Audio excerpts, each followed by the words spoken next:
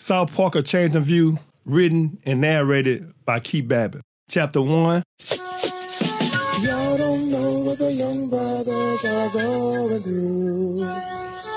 Y'all don't know what the young brothers are going through. Y'all don't know what the young brothers are going through. Y'all don't know what the young brothers are going through.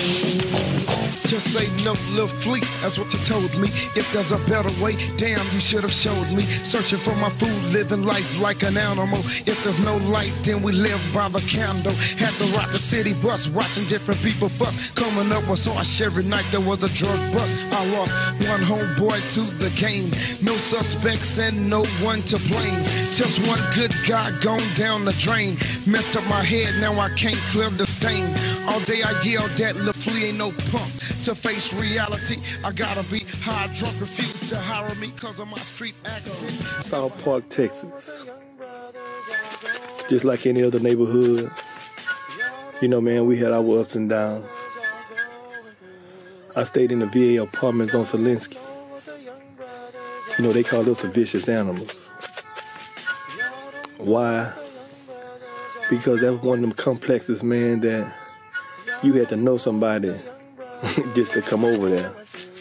And you damn sure had to know somebody to leave from over there.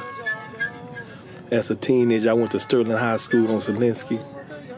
And hell, we had it made, man. The elementary school and the middle school was right down the street or across the street from each other. Life was like routine as a teenager, man, Monday through Friday. You know, I was managed. I used to hang in the hallways and watch them little cookies roll down the hallways, splashing all that beauty everywhere. They used to look so good, man. They make a nigga want to shoot his jumper. That's how pretty them little girls was looking.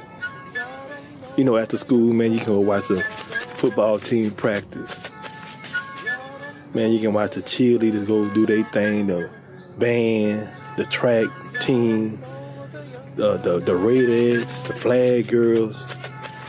As a teenager, man, it was always something you can go do, man. Nothing was stripped from you. You can go swimming in some surrounding apartments or play basketball with one of your classmates.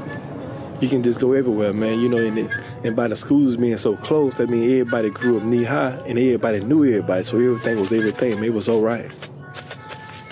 You know, your mama had to pray to God that her child make it to 16 years old because so much was going on in the street. In South Park, Texas, man, it was just real laid back and lax. A neighborhood or opportunity if you want to do something with yourself and be somebody. But what man is a man don't want to be better than what he was yesterday. Friday nights, if Sterling football team didn't have an after party at Pizza Hut or Pizza Inn, we just get our penny loafers, our white socks, and our silver glove, and everybody get like Mike. We used to go to the SPN on South Acres and Martin Luther King, man, and beat it and dance off of Thriller and Billie Jean, man, moonwalking, tick-tocking, and man, and surrounding schools like Word and Madison, Jones, Yates. And Friday night, the SPN, man, it was on, man, just dance, having fun as a teenager, man, you know what I'm saying? Nothing was stripped from you. You had the teen life, thinking about your prom, what college you gonna go to, carnations, banquets, all that was cool, man. You wasn't worried about groups and being gang tackled, none of that. And you know, Saturdays, still like routine. As time progressed, you know, I became part of a stomp group called the Knife Freaks, and we stomped at the Plaza Room in the Raphael's, and that boy Darryl Scott was on the Wheels of Steel mixing in that boy, man, Blast Records. We danced against people like Q5Q, the 18, the Snake Boys, the Snake Girls, and we just was doing it. As a teenager, man, when nothing stripped from you, you had that life. Sunday, still routine, man. Our neighborhood, still routine. We just save our money up, and man, and catch that 7-7 Martin Luther King, get dropped off by Timmy Chance, and watch them boys a car show every Sunday. That boy Smitty with the Too Fancy, that boy Florida You Gang, that boy Lynn, Poopy them, Anthony Benjamin, Catfish, and Lil Alvin, that boy Roosevelt from the North. coming through with all them 6x9. The MC Boy, Lacey, Marvin, and Arthur B, man. Thurman, Terry Skimmins. I mean, man, it was so many. I probably forgot some names. Stephon, Beater Bailey. These boys just give us a car show every Sunday with them Hollywood 83s, 84s, and Bows, man, doing it. South Park, man, was South Park. But, man, as time went forward, you know, you had the people that used pills then, people that smoked weed. So these people gave strength to this visitor. Invited but later unwelcome visitor came into our neighborhood, man, just like any other neighborhood. And that visitor was called crack cocaine. And I watched this drug, man, turn a wife against her husband, a brother against his sister. I watched people that we used to spend a night together, man, best friends became enemies. What's your business coming to my motherfucking yard in the first place? You don't live there. Yes, sir. You don't understand that? You do not live there, nigga. Yeah, I'm sorry, sir. You don't live there. You walking on my porch, taking shit off of my porch. What is your goddamn problem? I'm sorry. Huh? Sorry, my ass. Pursuing the main on channel 2. Channel's back to normal. All units, we're going to patch the channel for the shooting. All officers respond to the shooting. 14300 East Alameda Avenue. 315 and 314, there is at least one person that's been shot, but they're saying there's... The neighborhood went into such a division, it was separate. The VA apartment didn't get along with Crestmont and Foxwood. The Kingsgate Esperanza, the Orleans, and the Summerwood, they didn't get along with anything by Crestmont Park. And the San Bayou people didn't get along with the Reed and Martin Luther King, then cross the track people on North Dillon and all that, man, and Bellegarde, and you got the Western Square, you got the Scott people, the Cullen people, man. It was a big old division, man, and this drug came and stripped everybody of their morals, respect for one another. And, man, that's how South Park, Texas was before this invited visitor came in. But I want to tell you my story, how I rose, how I fell, and how I resurrected. And through all this, man, I became the author of My Mama Tears. My mama made me get my ass out of her house. Now my bed is a living room couch. At my homie Macadale's crib. I know his mama's wondering where this stranger really lives. Sitting around all day in the days, thinking about my mother, thinking about my sister being raised without me even being there. She's forbidden to see me. Mama ain't even fair. I never knew daddy. Sorry, son of a bitch ran off before my mama had me. He probably found out I'm making cash, but if he shows up now while I'm 18, I'll drop his ass. Flashbacks keep hitting me. Sleeping with my mama so the booger man wouldn't get me. Now I'm on a dead-end road. To be continued in the next episode. KB, the original brother straight out the ghetto. I never had it like any other kid or fellow. A ghetto bastard, living life like a freestyle. Never knew my day cause he left me when I was only a child. But now I understand, G.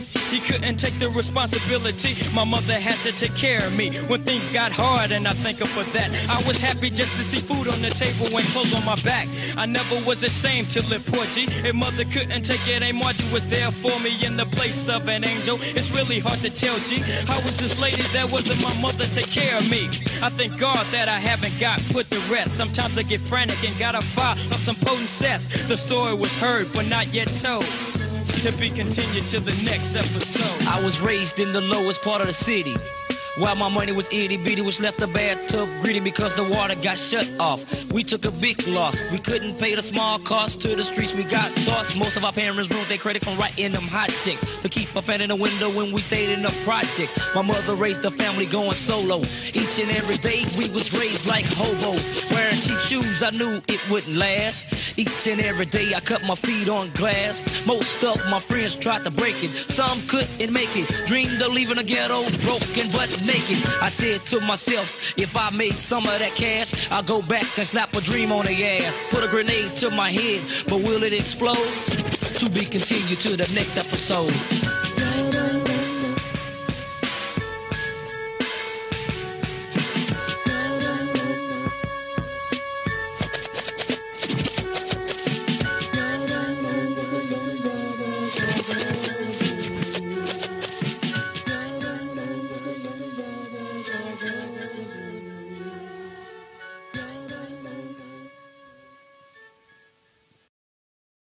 chapter 2. Mind is where it's gonna always start at, man.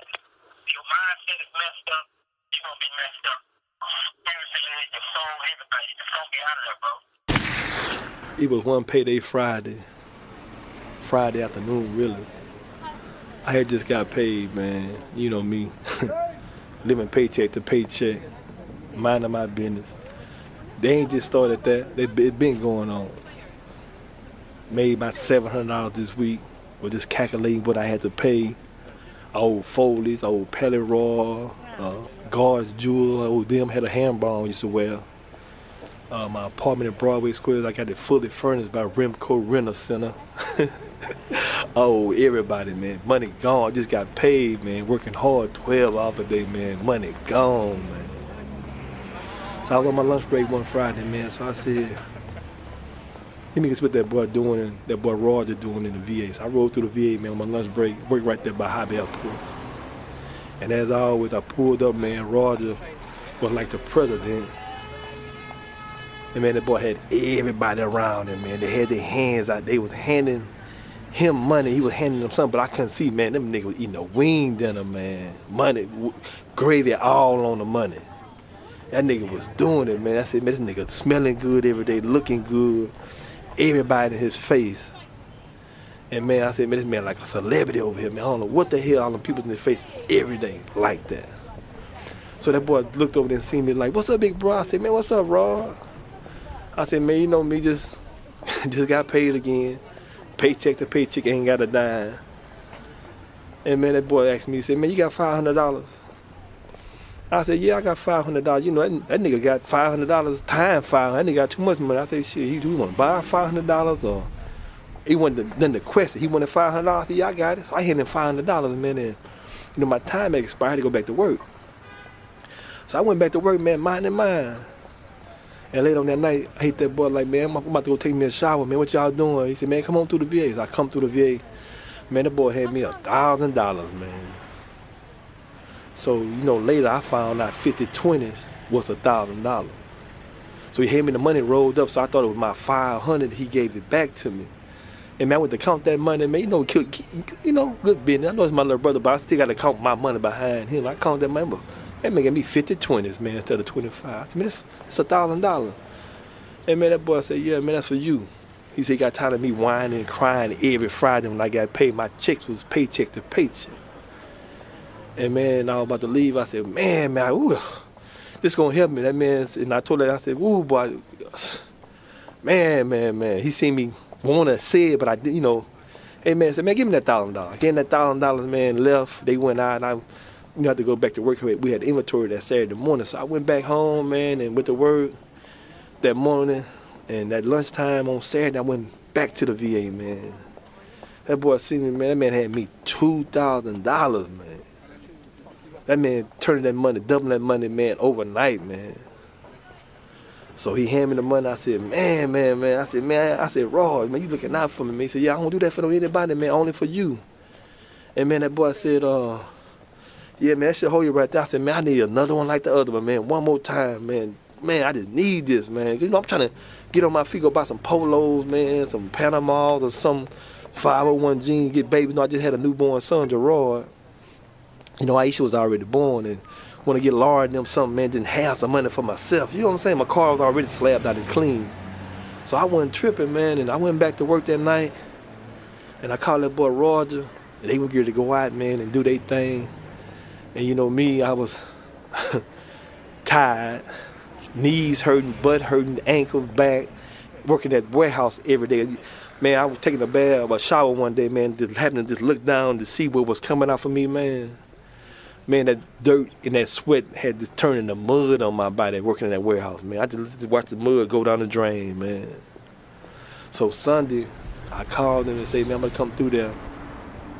And, you know, they was getting their cars cleaned up because they about to go on Martin Luther King. No, Sunday ain't changed. That's history. Every Sunday, you going to have a car show. Them niggas going to tear that K up. And this ain't new. Them niggas going to be on elbows and Vols, 84s and Vols, man. Them niggas about to tear that K up on Sundays. Everybody's about to wash their car, getting ready, because it's about to be a car show every Sunday. So that man pulled up to me, man. But every time he came, he had a crowd around him. Man, that man gave me $4,000, man. So I looked at him, man, and in my mind, I said, man, what is this nigga doing, man? This nigga took $500 from me Friday afternoon. He'd come Sunday afternoon. That nigga made a $3,500 profit. I got to ask this little nigga what he doing, man. Ron, let me holler at you. He came over there. What's up, big bro? I said, man, what you doing, man? And man, that man turned at me, man, like in his demeanor, his appearance changed, man. Like something came over him. And that nigga ran up on me, man, and caught me by my face. And remember, I told you he 50 pounds soaking. You know, I got a little size on me. You know, I'm working with a little something. You know, I heard something. You know, little nigga, man. And he grabbed me by my face and ran me into the wall like a pimp through one of his holes or something. And man, that man looked at me, man, and got the yell at that nigga saying, let me tell you one motherfucking thing, nigga. Don't you ever ask me, long as you live, nigga, what the fuck I'm doing. The nigga ain't never 50 pounds soaking wet. You know, I'm a big old nigga. I'm ripping like 375 on the bench press. Over than another one-hitter quitter, nigga, right? I shoved this nigga off of me, man. That nigga grabbed back in my face and grabbed my face again. Like I want his hoes, man. That nigga said to me, motherfucker, don't never ask me. That nigga looked at me, his eyes got like a demon got in it, man. And that nigga told me, he said, man, you don't never want what I'm doing. He said, man, you don't never want this, man. He said, I'll never be able to look at Miss Barbara's face or her eyes, and I'm the reason, nigga, you were the author of a lot of black ties and black suits, or you got a long time in jail. I said, nigga, what the hell is some black ties and black suits? That nigga said a motherfucking funeral. Wait a minute, nigga, I just asked you, what the hell you doing? He said, nigga, you don't want this. He said, man, you too good of a person to be in these streets. Don't ask me what I'm doing. And I told that nigga, I said, how the hell you gonna make a decision for me? What's good for me? What ain't good for me? I got 17 goddamn cents in my bank account, and you gonna tell me what's good for me, what ain't good for me? And man, that nigga was going back and forth. That nigga said, let me tell you how I live. That nigga said, man, I gotta, at every red light, I got to look at my rearview mirror and my side mirrors looking to see where my opponent at. I said, what the hell you talking about? Man, that man said, man, I'm being hunted. I'm a hunter. I'm in a hunting game. These streets don't play. They don't have no winner. They don't play for keeps. Nigga, you can't have no pity, no remorse. This is not for you. And I said, man, how the hell you gonna tell me that something for me and I got 17 cents in my goddamn bank account? Ain't got a goddamn thing. My hips hurt, my back hurt. My knees hurt, my feet hurt. When I take a goddamn shower, mud come off of me, man, for working that goddamn warehouse 5 days a goddamn week, 12 hours a day. What the hell you talking about? We arguing, man. He said the niggas that watch the goddamn president, them niggas don't have a goddamn, like the Secret Service people, I said, yeah, I'm familiar with them. He said, man, they don't have a goddamn life, man. See, them niggas, every day they gotta watch the president. They can't be relaxed, they can't be comfortable. Every day they don't have a life. Their job is to protect the president of the United States. And this how these goddamn streets is. And nigga, you not part of these goddamn streets. These streets will get you killed. And you'll be the author of your mama tears, nigga. I said, wait a minute. I said, hold on, boy. Ain't nothing weak about me. I got a cold over and under demonstration. That nigga run up me if he want to. He said, what the fuck over and under demonstration gonna do when nigga got a 45 pulled to your motherfucking head? What your overs under gonna do? Man, you not ready. I said, man, I am ready, man. Hey, man, you familiar with the game chess? I said, yeah, I know how to play chess, nigga. Been playing since 77. He said, to be in this street, you got to know the streets, the description of the street and what direction the streets is going. You got to be able to be the streets, to live in the streets. I said, man, all this is over goddamn question. We on chess. We went to the damn White House with the damn Secret Service. I just asked you what you was doing. He said, nigga, tell me about the chess piece. I said, they got different pieces. He said, how many pieces? I said, every opponent got 16. It's like 8 pawns. He said, tell me about the pawns. I said, they attack. They go forward. They don't look back. He said, goddamn right. Anything that's a threat to you, you can't have it in your, so you got to eliminate it immediately. The pawn go forward, it advance. It don't look back. That's how these streets, the streets become a goddamn opponent, and the streets can kill you, man, or keep you dead. I said, man, all this over goddamn. I said, imagine actually what you was doing. He said, nigga, to have this, it's gonna require farmer nature. Do you have the nature of a farmer? I said, a farmer? I said, one question got you at the White House, the chess set. I said, nigga, you tripping. I said, I just asked you one damn question. And man, this nigga went to tell me about being a farmer and patience and observing, don't trust nobody, and you don't have no friends, and everybody's against you. Let nobody, man, that nigga was just going off, man. Oh, all I asked him what he was doing. And a dude, he seen a dude talk about, man, hold on for a minute. And he walked to a dude I went to school with, man. He shot this nigga 2 times, man. Shot this dude, man. And the dude was on the ground, man, begging for life. And Roger said, nigga, I'm tired of your motherfucking ass telling me I got you next paycheck when I get paid. I'm gonna take care of that. Man, Roger shot this damn nigga. He said, where my motherfucking money at, trick ass nigga? I was like, Roger, wait a minute, that's what's name, little cousin around the corner. And he already told me you can't have no friends and no pity and no remorse. And I said, hold on, well, wait a minute, Roger. I said, that's what's his name, little cousin. And this nigga bleeding I was down in the day. I said, man, you probably hit when that nigga ordered it. Roger said, man, that's what I'm telling your weak-minded ass. Nigga, you ain't got blood in your goddamn heart. Nigga, you got jelly, man, in your goddamn heart. I looked at that little nigga ass, man. I said, what the hell you mean? My heart pumping jelly. I was so mad at that little nigga ass, man. That nigga was on the ground bleeding. He said, man, I don't give a fuck about his mama, what school he went to. I said, yeah, man, that niggas play basketball together. That nigga say, man, he owed me $15 goddamn dollars. I said, $15? And that's what I'm telling you. You can't have no friendship in these damn streets. These streets will kill you. And I told that nigga, I said, man, you about to kill a man over $15? He said, that's why I'm telling you, you not ready for these streets. I said, man, like I told your little puny ass before, I got 17 cents in my goddamn bank account. He said, motherfucker, let me tell you something. When you kick a goddamn door in and blow a nigga goddamn head off his goddamn shoulder when he lay in the arm of his wife, will you see a man walking down the street with his son or his daughter and blow both of their goddamn head? Nigga, is you ready for these streets or nigga, you just talk to that nigga here, man. But two ways it's gonna happen. You're gonna get a life sentence in jail or you're gonna be the author of a lot of black ties and black suits. That man said, I'm gonna either have a funeral I'm gonna do a long time in jail. He said, what you gonna do? I said, shit, I got to take my chance. I got 17 cents in my bank account, man. I got to have it, man.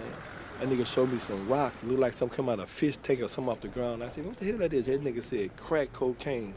And I said, what is that? He said, you know what cocaine? I said, yeah, that's a little powder they be sniffing and shooting in their arm. And man, that nigga began to demonstrate to me, man, these streets. That nigga told me, don't trust nobody, don't let nobody owe me. It's like the game chess. He said your opponent can be your enemy. And he said you can't trust nobody. And I said, well, what's the rules? He said the streets ain't got no rules. There's no guidelines. He said just like living like an animal on the streets. Any given day, man, you can wake up, when you wake up in the morning, just the thought you have. Is this the day you gonna have your mama crying? Is this the day when these niggas gonna shoot you in your back?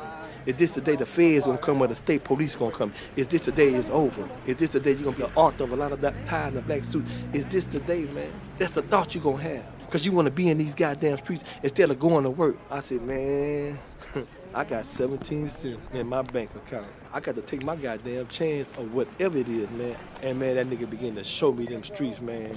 He said, man, the #1 rule in these streets is reputation.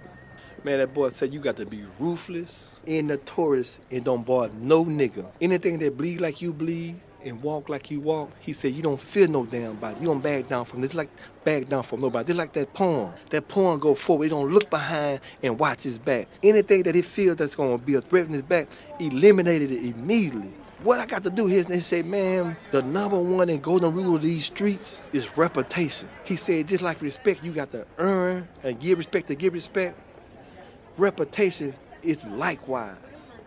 You got to gain, I can't give you no reputation. You got to gain your own reputation. Once you have your reputation is incorporated with ruthless and a notorious and gorilla-ass nigga, you're not going to have no problem because niggas feel gorilla. They don't speak no English. And he said when you get that established, you're going to be on your way. Nobody going to try you because they know the consequences of messing with a real goddamn gorilla. A gorilla will make a goddamn nigga wish he was never born. A gorilla will make a mama say, what my baby, why my baby? A gorilla will make a nigga say, man, please don't kill him, I got kids. A gorilla is in it to win it. A gorilla will get it how he live.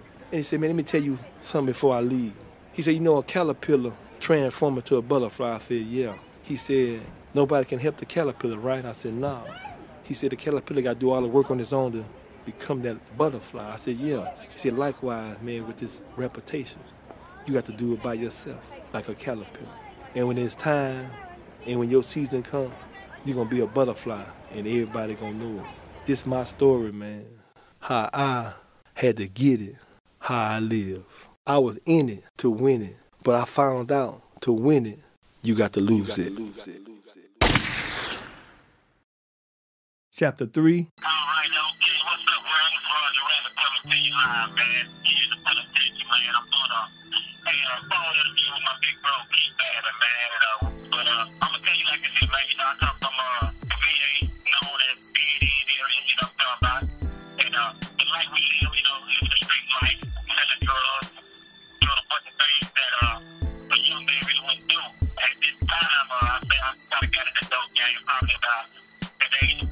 I was dealing with a guy named Johnny, but throughout the course of time, man, I started learning things, and in the process of that, just showing other cats coming up under me how it goes, how we do things, you know, and doing things that is really unheard of, man, and things that I really don't even like talking about no more. But like I say, it was my man, living the life that you live, man, back in the streets like that, doing the things that you was doing, you know, the shooting, the murders, the drugs, all that there, and feed you up in the penitentiary, man. That's what I'm talking to you from now. Right now, I'm living a life sentence. I got a life sentence at the age of 21. And I've been here for the last 23 years. You know what I'm talking about? I'm going to get ready to be 45 years old now. Doing a life sentence here in the penitentiary for murder. But at the same time, you know, we all got to realize that God set us down for a reason. A lot of times we don't understand what that reason is until you allow yourself to stop and think what takes place in your life. And I have had that time to sit back and think about things that I've done in my past, not understanding the full consequences of my actions, which is a life sentence in the prison system. But, you know, God has allowed me to grow, and I utilize that to help other youngsters, man, you know what I'm talking about, that I come across as far as growing, understanding what life is really about. It ain't just about being reckless and thinking before you act, you know what I'm talking about. So, that being said, man, you know, right now I'm on a high level of peace, man, you know. I'm trying to move forward in life and get things on a bigger picture now. But that being said, man, I would really like to sit down with a lot of young guys out there, man, and just chop it up, just kick it on some one-on-one real talk, not just be trying to act like I'm doing everything, but just go for straight up, straight mentality. I want to know where your mind is. I want to know what you feeling, why you feeling like this here. And then and only then I feel like you'll be able to have something to share with them so that you may get them to see it in a different light and change their being and put upon a young man that's just hanging in the street, don't want to work, don't want to do nothing. I would have to direct that individual to the book that's being wrote about my life right now. Because it's exactly what you're going to be. Because that was me. I never had a job. You know, only thing I want to do is hang in the street and do me and be somebody that I was. And like I said in the beginning, it's going to end you up in a place that you don't want to be. And right now, every day I wake up and just pay attention. First and foremost, I give thanks to God because He done allowed me to humble myself and understand why I'm here. But at the same time, I wake up and I realize how much I yearn to be with my family, how much I realize I'm hurting my family every day they wake up and I'm not there, you know. So just being able to help them visualize the road that they're going down as a day in, that would be my main goal, because a lot of times they don't really see. I'm speaking from experience. I didn't really realize 23 years ago that I'd be right here in this penitentiary doing an interview on the phone about me being in prison with my lifestyle, you know what I'm talking about? And I just try to get a person to visualize what can take place in their life down the road. You know, like I said, I was blessed. You know, when I got shot up and all of that, you know, my life was supposed to have been over then. So it was sin. But we all understand that God got a higher call, you know, somebody, and that's why I'm here right now today. But at the same time, man, I was trying to get them to see what life can really turn into if they don't slow down and get their act together and move to the next level in life, man, which is a positive level. Trying to get a young man to change, man, you gotta be understanding to what they're going through. A lot of times I don't feel like a lot of youngsters to hold it down because first thing coming in their mind is, man, he don't know, he ain't never been through nothing. But I feel like me personally and people like Keith Babbitt and Smitty and people like that, you know, we have to up in that area because we have been through it. We have done that, we've been through it. So it'll make them kind of look at us in a more understanding light to where, man, I can kind of relate to what this brother's saying. But at the same time, it's the way that you come out. If you come out too strong, making it seem like you this man, you gotta be their daddy too quick. They gonna be rebellious. They're not gonna receive it. So, like I said, you just come in real slow, man, you know, kind of get to know them. Try to see what they really going through. The age you can take anger, man, to try to help them out, man, and try to open up their mind, you know what I'm talking about? Because the mind is where it always started, man. Your mindset is messed up, you're gonna be messed up. Spiritually, your soul, everything. You just gonna get out of there, bro. So, you know,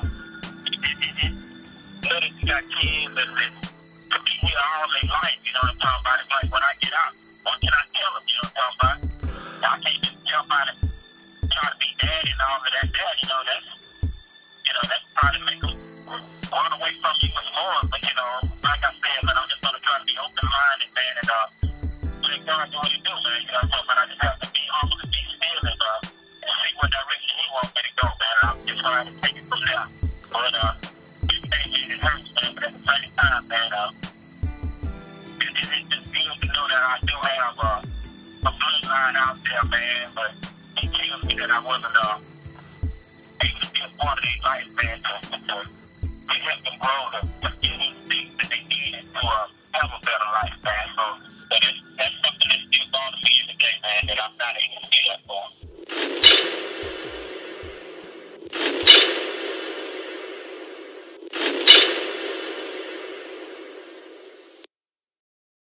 Chapter 4. Man, my first day on the job, man. After being with Roger 2-3 weeks, he was coaching me and training me about them streets, man. And what I witnessed, man, was some cookies and cream. They were so easy for when I'm looking, because every time I seen him, he had everybody in his face, eating a wing dinner, this groomed up jewelry everywhere, money everywhere, smelling good, looking good, car slabbed out. And I said I wanted that, but to get that type of glory, labor had to take place.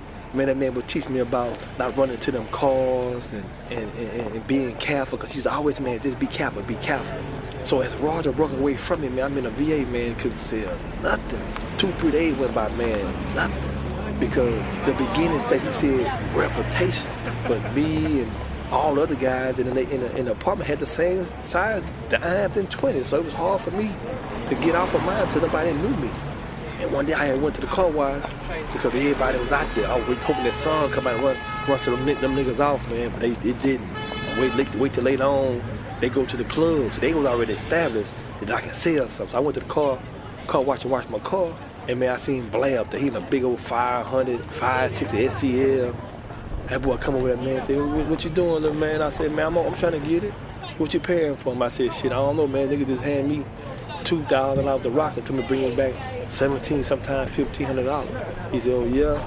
He said, what kind of money you got for yourself? I said, I got some money saved up. He said, what you got? I said, I don't know, about $2,000, $3,000, I don't know. He said, I want to give it to you tomorrow, man, on that $2,000. I got a little present for you.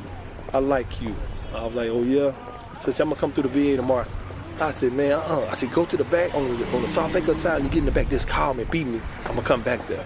And man, so I went out back to the VA. I was doing my thing, so he stayed on his schedule. And man, that man came to the back of the VA, man. He said, what you got on? I said, I don't know. I said, I think I got like 21, something like that. So I get a nigga that $2,100. Nigga gave me 5 ounces, 5 cookies. And then he said, what I'm gonna do, man, I'm gonna cut them all in the 20s. Man, that nigga cut them damn 20s, man, about the size of my damn fingertip. He said, just sell all 20. And the little shake that I had left, he said, put all your shake up, just save all your shake. At the end of the week, you get all your shake, cook it up, and that's profit. Man showed me how to cook that dough, man. Said, see, as long as you spending your money, you got your own money, you your own business, man. But when somebody puts something in your hand, you work for them now. You under guidelines, you under rules, you under their structure, you under their standard. But to be your own boss, your own businessman, you have to have your own money. And he said, money make money. So I said, all right. So I went out there, man, and some dudes walked to the corner and said, man, who got the 20? Let me see how they look. So I showed them black 20s, man. Them niggas was like, yeah, man, give me 3 of these, give me 4 of these. And dude was leaving, man, going to promote for me. I ain't know I was hiring people. I went from employee to employer back to employee, doing it, man. And so a little reputation started building, man, that I got them Bolo 20s. So dude was coming to the corner, and dude walked Roger ass up and came right to me, man. And that boy said, man, yeah, he got them bricks. So when he walked Roger grabbed that dude, man, and hit him and beat him with that pistol. At that time, I said, man, Roger's been beating these damn people, making them buy from him. So he said, nigga, what you got? Let me see what you got. I showed him them 20s. He said, where'd you get these from? I said, man, I'm gonna bought these. Well, what about stuff I gave you? I said, right here. So I'm telling Roger stuff, man, I'm telling my stuff, but mine going quicker. The 20s big as my fingertip. And man, everybody was going. So the weekend came, Roger and them leave.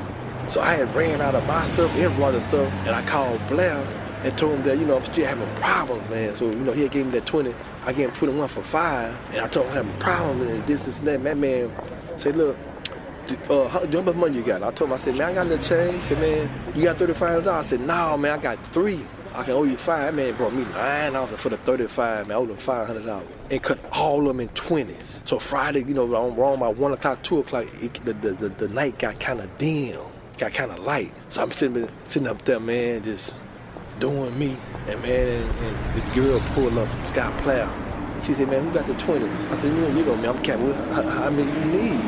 You trying to build a castle? I got bricks. She said, yeah, everybody said that. I showed her them 20s. She said, man, give me 2 of these. How long you gonna be out? I said, I'm gonna be out here. So she left, was gone about 30, 45 minutes, came back with about 5 people. I want 4, I want 5, I want 6. And he said, man, he got them double ups. So they buying all my goddamn 20s out. So she said, okay, come ride with me somewhere. I said, I don't know your goddamn man to go ride with you nowhere. I said, I can't ride with this dog. Because no, Roger told me, you know, them niggas be short stopping and run to them cars and watch how them dope fiends talk, because an undercover can come and then you can see to undercover and hear them people come. So, you know, Roger taught me all that.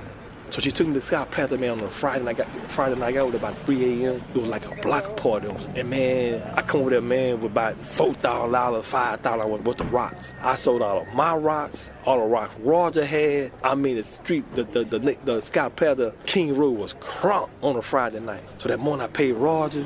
He gave me some more. Then I called Blair. He brought me 9 more. I gave him $4,000 for the other $500 I owed him. So I'm sitting in the VA with them 20. I'm still doing my thing. Nighttime, Saturday come, Scott Plaza time. Went out there, man, block party again. Sold out again, man. And then I'm just kind of getting cool with them niggas over there. Sunday night came, same pattern, sold out again. So Monday, because I want them, the girl always say, come over that night, because during the daytime, that was all them niggas that be fronting everybody, they be out there. But this one particular nigga caught himself hiding from me over one of the dope fiend girl's house. The girl come and got me, hey, look out Thundercat. I was like, what's up? Hey, you looking for Lil Black? I said, yeah. I know where he at. I said, where's goddamn ass at? I said, yeah, that nigga owe me $100. She said, yeah, that $100. We smoked all that. I said, oh, you were with him? Yeah, man, but damn him, I need something. I said, what you mean you need something? Nah, I'm gonna take you to where his ass at. And shit, just look out for me. So the girl took me on the other side of where Wilmington was. He over there laid up with the fan blowing on his ass at some damn girl house. We come through, that nigga seen me, man, like goddamn the devil walked through the door. And as I walked in there, I seen a little boy, like he was eating some goddamn Fruit Loops or some of them goddamn Fred Flintstone cereal. That's what they put your mind of. So I see the little boy eating that, but I see the cat by him too. So I kind of glanced at that. I see that nigga, man, where my goddamn money at? And he was like, man, let me work that out, man. Goddamn, I was beeping you, man. I had your damn money, man. I smoke. Man, don't hurt me because I smoke. Man, I come over there and start beating that nigga ass, man. I'm beating that nigga ass. I mean, digging in that nigga ass. That man said, man, y'all, you punching me, man. I'm on drugs. Man, I called you for 4 or 5 hours. Now, remember I told you that the little boy was eating that them damn Fred Flintstone cereal, and that cat was over there by him? Man, that damn little boy said, mister. Man, face bleed. I'm beat that nigga with one of them, the Bitty Club. He said, mister. I said, what's up, little man? Mister, I love my daddy. Don't hit my daddy. I said, oh, this your son?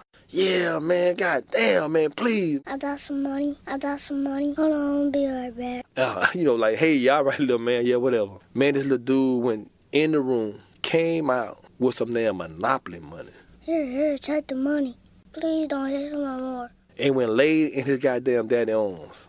Man, I looked at that little boy and that damn Monopoly money in my hand, and then it came to me, you not eating no damn Fred Flintstone cereal. That's damn cat food that little boy was over there eating, man. And my heart just dropped, man. Man, I looked at that nigga ass, man. I damn ran out the damn house, man. I said, man, God talking to that little boy. Man, that man gave me some Monopoly money. This what these streets bring to the table, man. A little 4-year-old, 5-year-old eating cat food and want to help his daddy pay his bill. That man paid me with Monopoly money. I told the little dude, thank you, man. I walked out the house, man, scared. I didn't know when I walked outside I was going to get struck down by something, man. I was so scared. Chapter 5. To you from an inmate at Taft Correctional Institution. To accept this call, press or say 5. To refuse this call, hang up. This call will be recorded and subject to monitoring at any time. Thank you for using IC Solutions. You may begin speaking now. Hello, world. This is Blair Farrakhan. I'm speaking to my esteemed auditor from Taft County Federal Correction. I was given this glorious opportunity by my dear brother and friend, Keith Bagley, the author of the book you listen to express from my heart and soul the journey me, Keith, and others travel as we sold drugs throughout the streets of Southside Houston. When I met Keith, this man was wild and out, mixing violence with business. That's like oil and water mixing. I told my man, say, Keith, let's get some real money from this game. He listened and believed in my vision and new business model. A model that did not involve violence, but did involve unity, loyalty, trust, and love for each other's success. I told Keith if we could put our money together, we had stronger buying power, and we had the leverage and could distribute more drugs at a cheaper price than anyone. Well, that strategy worked. It worked because we were the dominant force in the game. We had the best prices, the best quality, and all the lavish toys to go with it. The exotic clothes, the foreign cars, the jewelry. Even in the 90s, Keith had a custom jewelry. That's why he had all that encrusted in high-grade diamonds. We had the lavish homes decked out. Women loved us, especially Keith. We were the local celebrities in the city. Not only did we make millions, we looked like $1 million all the time. By no means am I glamorizing this game of illusion. And I do mean illusion. The I, the L, the L, the U, the S, the I-O-N. Every part of it. I'm just stating the facts. It's something men don't know about me. I went to college at the age of 16, major in business. This is why I knew the laws of business, supply and demand, buying power, purchasing, distribution, execution, and what it took to have a product that contributed profit margin. Yeah, these business principles, along with our rules to the game, is how me and Keith was able to build a successful operation. Well, I wouldn't say awfully successful because it came with severe consequences. Me receiving double life sentences without parole and Keith's 27 years. And many other hard stories of injustice. Don't shed a tear for us. No respect for your spirits. This road of incarceration is what brought about a mental change for us. How, you may ask? For me, I realized there was nothing wrong with our business model and our business strategy. Us wanted the accumulation of wealth and all the lavish materials, topics that comes with having wealth. What was wrong is the product. I mean the drugs we had plugged into our business model. Reimagine us changing our product, keeping our business strategy in model. We could and would have substantial wealth for many generations. How about us stop being impulse and compulsive consumers and now owning and selling the foreign cars we could drive? How about us elevating our women instead of emotionally and mentally destroying and stagnating them? How about us guiding and nurturing and being there for our children, giving them the opportunity to explore? And I was thinking, how about us just saving our money, managing our money, and investing our money into the stock market, real estate market, and buying established throughout the United States? Well, I have a challenge, and I hope everybody will take me on the challenge, especially my youth and the peers, and also the elders, to join me and Keith in the charge and change. I'm also challenging those to change their mindsets. Let's stop leaving debts and regrets to our children and grandchildren. Let's change the way we think about money. Everybody's saving and investing the money we spend in their mouths, car lots and jewelry stores. Let's change that. This is not about a race thing. This is a social class thing. Whether you black, white, or Asian, we all lack financial knowledge. This is a change that I'm looking for. A change keeping everyone involved in this project and sign on to. Last, me and Keith, man, we still desire to have the lavish things and be the trailblazing leaders we have always been. They want to see our families and community raise above the poverty line of injustice and have the level of success that we all are capable of having. It's the change and desires we want. That is our retribution and contribution to society for spreading the toxins that promoted a mental and economical sickness. Well, thanks for this opportunity to have this platform to express my mental state and vision for change. My last request is for those to tell others about this book. Let's put it on the bestseller list because it will be a promotion of change and redirect and challenge those great minds who's out there plugging their toxic products into their successful business model. Change the game. Let the stock and real estate market and legal ownership of business be your marketplace of success. I'm tired of seeing my people coming to this federal system with uncomprehensible sentences, 25 to 30 to life sentences. That's real. You know, it was something that our beloved president said on the day of inauguration that resonated with me. He said, change. Everybody hates change, but it's something. That's the only thing that brought progress.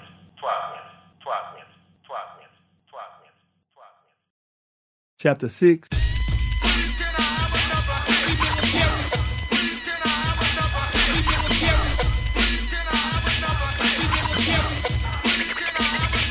It takes a hell of a competitor to get rid of me. And if you think you can take me out there, run up and let's see. I'm telling you now, ain't no punk, so all you hoes look a here. Every day I'm full of that herb, so you're dead if you come near. Hey, fool, I'm the Pharaoh 600 block, I come up off a bell mark. Running off at the mouth, saying things you might not like, but really I don't give a damn, cause I get paid for what I write.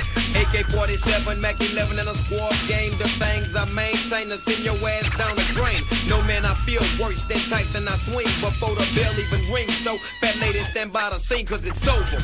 Once I leave them laying not cold, you see I scope them and score them instead of boarding them hoes. And Law's been watching me down because I'm on the click, so now I click to a beat and send it to you as a hit. So the daytime, that's when all the player niggas was out there. And man, I went out there, man, niggas looking at me, whispering and everything, know who I was. I got these goddamn 20s to build some damn castle. I got bricks. And man, they said, man, dude right there got them 20s. So them niggas looking, and then these niggas got to run in their mouth like women. I said, yeah, man, who dope you got? That nigga said, none of your business. I said, I don't know him. And two-piece that nigga ass right there with his smart ass. I went through his pocket, took all his money and his dope. So happy it was one of the Smitty boys. So they tell Smitty, say, man, this nigga over here with a mohawk with these damn New Yorkers, man, jumping on everybody, but taking everybody's stuff. So Smitty say, well, when the nigga over there again, man, call me. So I come with about 2 or 3 days later. So here comes Smitty, he got like him like 2 carloads. So Smitty see me, he come out all that Rolex stuff, taking off all his jewelry and everything. I guess me and him about to hit the square, but he don't know it's me, I don't know that's Smitty, but I can see the dude coming out of the jewelry, coming towards me. So he got closer to me. That nigga see me, that nigga said, kick back, and I said, what's up, Smitty? We hugged and everything. Man, Smitty said, man, these damn niggas told me about 4 niggas over here taking dope from everybody, pulling guns over here. I said, nah, I'm by my damn self. Man, Smitty got to spit in niggas' faces, slapping niggas, man, punching niggas' ass. That nigga had about 8 workers out there. He said, man, one nigga over here that took this goddamn corn over. You niggas ain't try to game his ass or nothing. You niggas coward, yeah, he was going off them niggas. They coward motherfucker. And this best wasting my motherfucking man, the nigga took all they dope and gave it to me. And man, so I'm on Scout Plaza, man, and some months done passed by, so I'm kind of cool to do this Scout Plaza in the VA, so I'm just doing it, man. Just having my Smitty dropping the dope, and I'm just getting dope from Blair. It just on, but I had a strong teacher, Roger, and that boy Blair. See, Roger told me don't be short stopping. See, short stopping niggas is we standing back on the sidewalk, and the dude pull up to the curb, talk about who got him, and they run to the car with their hands out and all the rocks in their hands. See, them niggas be short stopping, and that's how I make the corner hot, because the police will come talk about who got the stone. Hey guy, I got $20. See, they don't know the conversation of the streets. And say they want school, so I was school, so I always stand on the sidewalk till the man turn the car off and get out the car. And man, let me tell you this, man. Man, one Friday night, man, Scout Plaza was crunk, so goddamn crunk, man. I'm going through ounce after ounce, man, nothing but 20s, man, getting it, man. And you know, you still had the short stoppers, you know, just trying to short stop. And those dudes from Wood and over there, man, those dudes still go to school out there, trying to send them little dimes and 20s. But you know, we ain't say nothing to them. And one Friday night, man, a dude pull up, and one of them little short-stopper dudes, man, they ain't got no street skill, one train, and just out there just having fun, just thinking the street is a game. Ran to this car, man, leaning to the passenger side door, the passenger side, and man, somebody shot that nigga in the face with like a 380, maybe a 38. And man, that man come with like two steps off the car, and get out. The bullet hit him in like his jawbone and came out the back of his neck by his shoulder blade. And one of them dope fiend girls got to holler, hey, he just shot what's name little brother. Hey, stop that car, stop that car. The car, you know, to go come in the Scout Plaza, you gotta go all around to the Wimbledon side to get out. And to show you how the streets was in Scout Plaza, I'm the only motherfucker over there with a gun. I'm the only one with a gun over there. That's how easy them niggas was over there. So I got a big old 45 busting at the nigga. Boom, boom. So I ran through King Road trying to catch the inner, you know, to cut him off, come through Wimbledon. But I missed they goddamn man. But they shot that little youngster, man, he got their face, man. The ambulance came, the police came with asking a question, but they don't see no dope. They don't see nothing. They just a dude pulled up and shot him and drove off. See, the police don't even know what was going on yet. And so, man, you know, you got kind of, that make the police not start riding through there now. Because the young man that got shot in the face. They want to know what's up over what. No answers. So that made them start coaching through that. So I'm grinding, doing my thing. Same old little young, unskilled of the street out here. And you know, Roger told me you get yourself killed or do a life sentence in prison. Same old one of them other little dudes, man. Same. I mean, this stuff happened to this dude 2 weeks ago, and you watch it happen, and y'all doing the same old thing. Tell the man cut the car off and come on and get out the car and come over here on the sidewalk. Dude, short stop trying to go buy some Michael Jordan tennis or trying to go to the flea market in the morning. Another Friday night, man, we sitting there minding our business.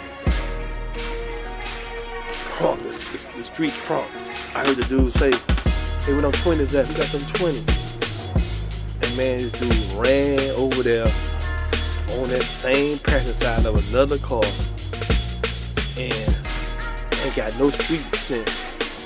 And the dude snatched him inside the car, and you can see his back and his hip out the car. He wiggling, they fighting. And the dude that was driving the car drove off. And when they was driving off, that dude, man, there was a car parked on the side like this park. Somebody stayed in an apartment, and man, they rammed that dude into that parked car, man. And here I go again, trying to shoot at these niggas' ass, man. I got to that dude after they rammed that car into that other car. Man, when I seen that dude's face, man, that man was making like trying to breathe because his damn wheels, back, everything was twisted, man. His goddamn hip looked like his goddamn ankle. I ain't know what was wrong with that nigga, but he took, you know, the car slammed into another car on the side, and he was in the middle of them. Man, he's still living right now there in a wheelchair, man. That's the danger of these streets. See, everybody ain't getting the danger part. They just talk about money, money, money. Making money, I'm making money, money, make money. Cat, I mean, it's when they talking all that. You don't know these goddamn streets. Them goddamn street corners is dangerous as hell, man. So I'm still making me get more alert now. Goddamn, I got the oozes in the goddamn on the corners now, cause these niggas coming through here, snatching people, shooting people. Now Scott Pezzer got so much money over. I ain't much going to the VA no more. Goddamn Scott Pezzer on lockdown. So I'm over here, man, just doing it, man.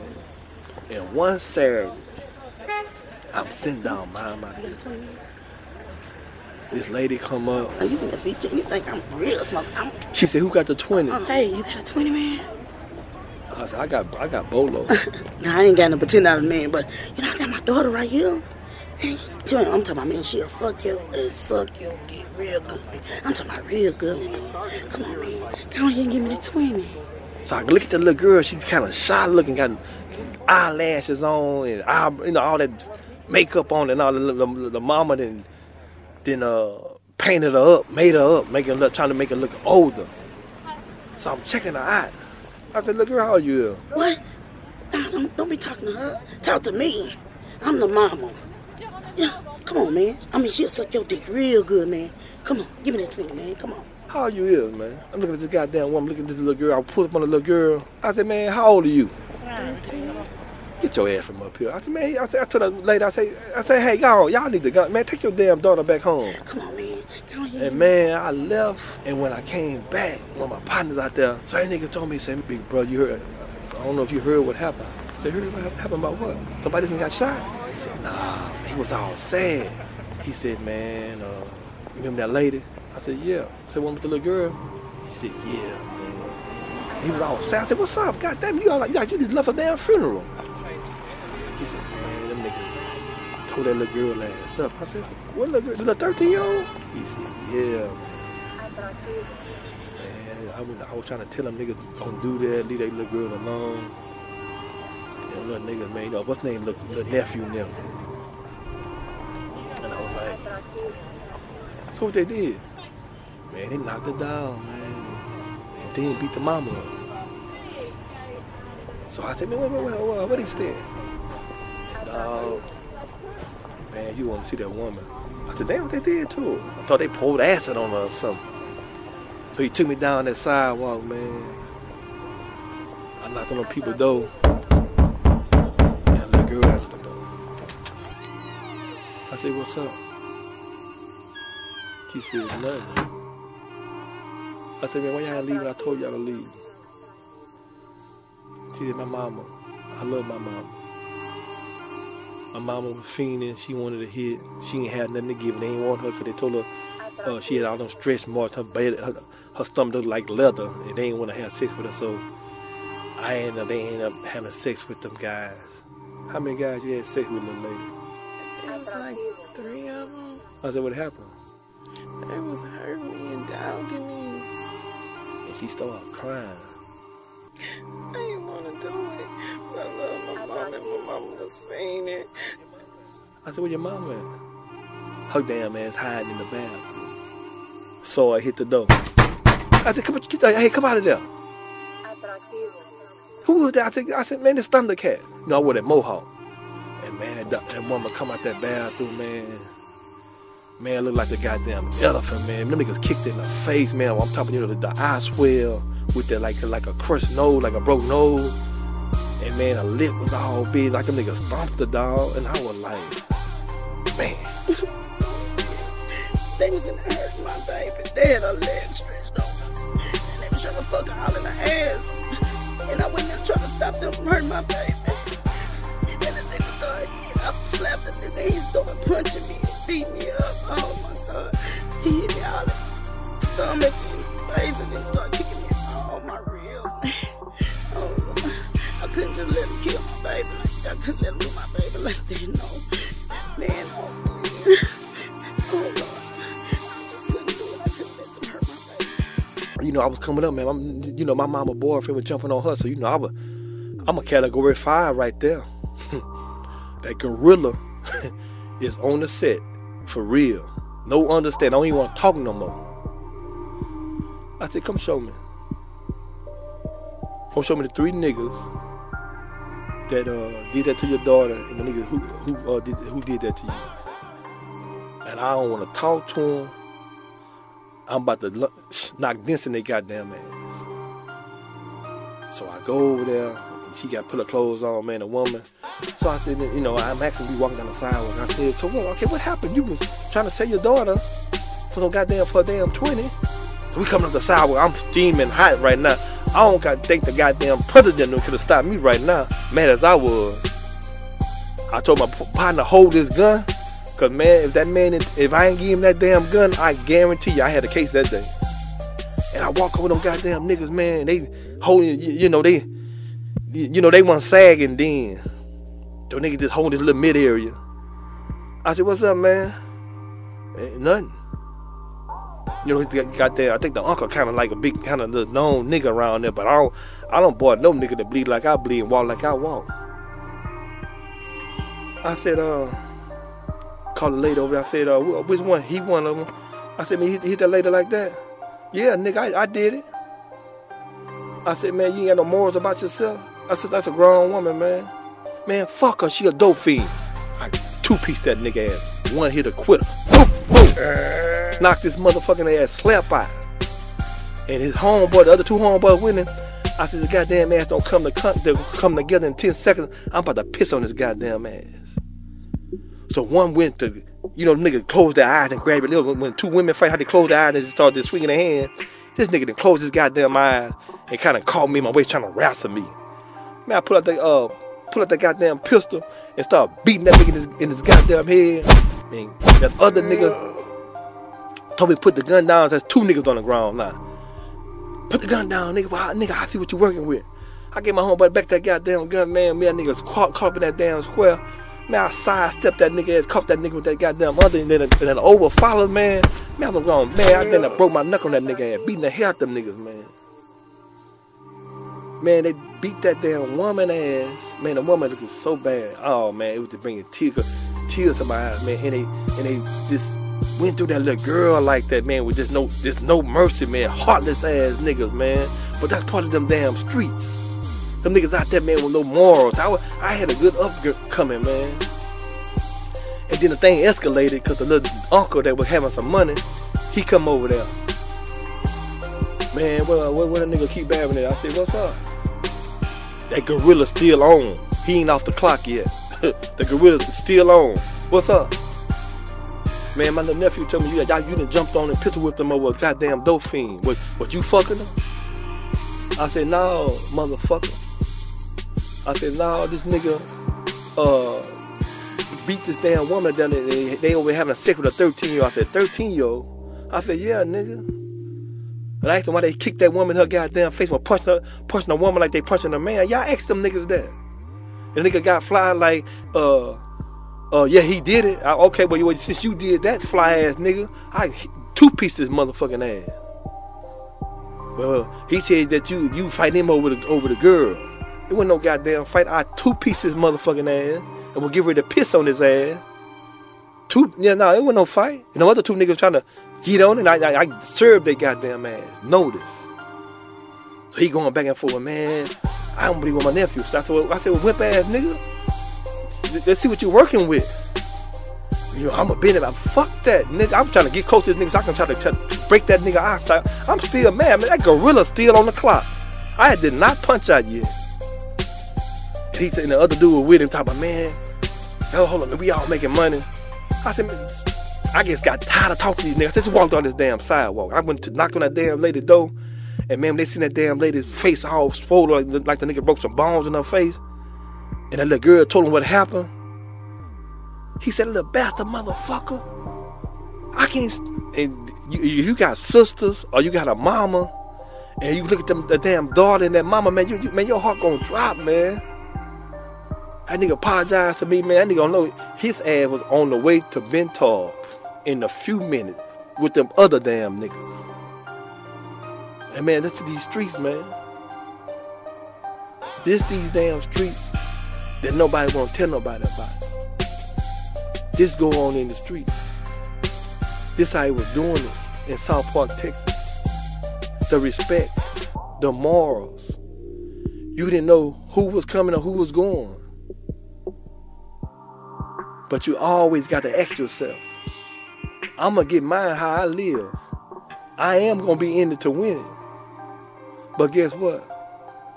When all the ice melt the water, you're going to find yourself being the author of your mama tears. Chapter 7. When Roger was telling me all that started to manifest itself, man, I really started saying, is this day? Is this that day? Is this that day? I'm on these street corners. I hit 3-4 days, no bath, eating a honey bun, drinking an orange juice and some Fritos. Everything coming through Sky Plaza. People bringing their cars, they titles to the cars, trying to get the girl to go down on the dog. Man, it was just all watching the dog lick on the girl. Man, it was, man, them corners was straight. The crack had this, took a person muscle from a man and make him so weak, man. So as time went on, man, City of the Seas, that was the Jump Out Boys then, man. They bust Sky Plaza, man, with about 100 police. And if you ever been in a drug bust, man, you know, the rumor be saying, man, them damn police come out the damn sky. It was so many of them. But I remember Blad told me to, you know, the business part, this, you know, this, you're going to meet strangers and you're going to do this, you're going to do that. So I started venturing out to people just buying from it, man. And man, having this thought, man, in the back of my mind, give it up or die with it, man. So like I said, I had to trust strangers. So my boy, he called some boys he knew out there north. They had a good little number, you know, 9 for 45. I wasn't tripping. But you know, they met him. You know, they meet up in the Orleans, to, you know, to do the drop. So we left the VA, man, and coming up Salensia, then made the left on Martin King to go to the village. Man, the officer pulled us over, HPD pulled us over, man, and took us all out the car. You know, we had them 12 gauges. You know, we ride them 12 gauges. You know, they illegal. You know, we long with the chamber open. Man, this man took all our shells. Man, we got 3 pistol grips in the car. Took all the shells out the guns, man. So, you know, we weren't about to deal with somebody that we had to have a little gunplay. So I got to the village, sitting in the car, waiting on the dudes to come. And Roger seen a dude that he always messing with. He pistol whipped the dude and beat him up, jumped on him. Dude scared of Roger. And Roger said, man, look at that weak ass nigga on that phone, man. Let me scare his ass. He grabbed one of them empty damn shotguns, one of them pumps, one of them empty pump with no bullets in this.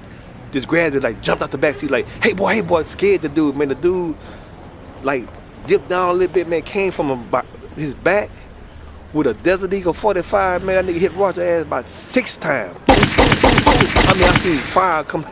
I thought like some damn firecracker. Long fire come out the barrel of that goddamn gun. And hit Roger ass about 6-7 times. Roger hit that damn ground. And you know, I'm sitting in the car, I can hear the shots. And I got the car. I said, hey man, ain't no bullets in that gun. That nigga, shit, ain't that damn gun at me, hit me right in my damn chest. Boom. And I hit the ground, man, shoulder first. And man, was dizzy as hell, man, blood just gushing out my chest, cause I think my lungs has collapsed. I got back up and tried to get to the car to call 911. You know, we had beepers then, and them big old ass phones looked like shoes. They were so big. Them Panasonics. And man, this nigga standing on Roger shooting, unloaded the clip, put another clip in, ran to the front of the car, and the impact from the windshield slowed that other bullet down. And man, shot in that car, it hit me in my damn side, and my album was split in half, man. I got out the car, man, running beer can low. I mean, I was getting it. If you know how low a beer can is, you can understand how low I was to the ground. That nigga was busting at me. I can hit them shots. So I don't know if he's shooting at me or still shooting at Roger. I mean, still shooting Roger. And the Arlene was loaded with security guards and HPD officers stayed over there, man. I ran down one of them sidewalks, man, collapsed, man. And Mama Lou got to me first, man. And she kept telling me, say, thank you, Jesus. Thank you, Jesus. And, you know, Mama Lou, that's Erica and Stick Mama, man. And Mama Lou was everybody's mama. Bless her heart. It's all right, Keith. I'm here. Baby, hold on, baby. Keep your mind on Jesus. I'm here. I'm here. Oh, Jesus. Please help your children. Please. Look on Keith in this pain, dear Lord. We need an ambulance. Somebody, please. Please.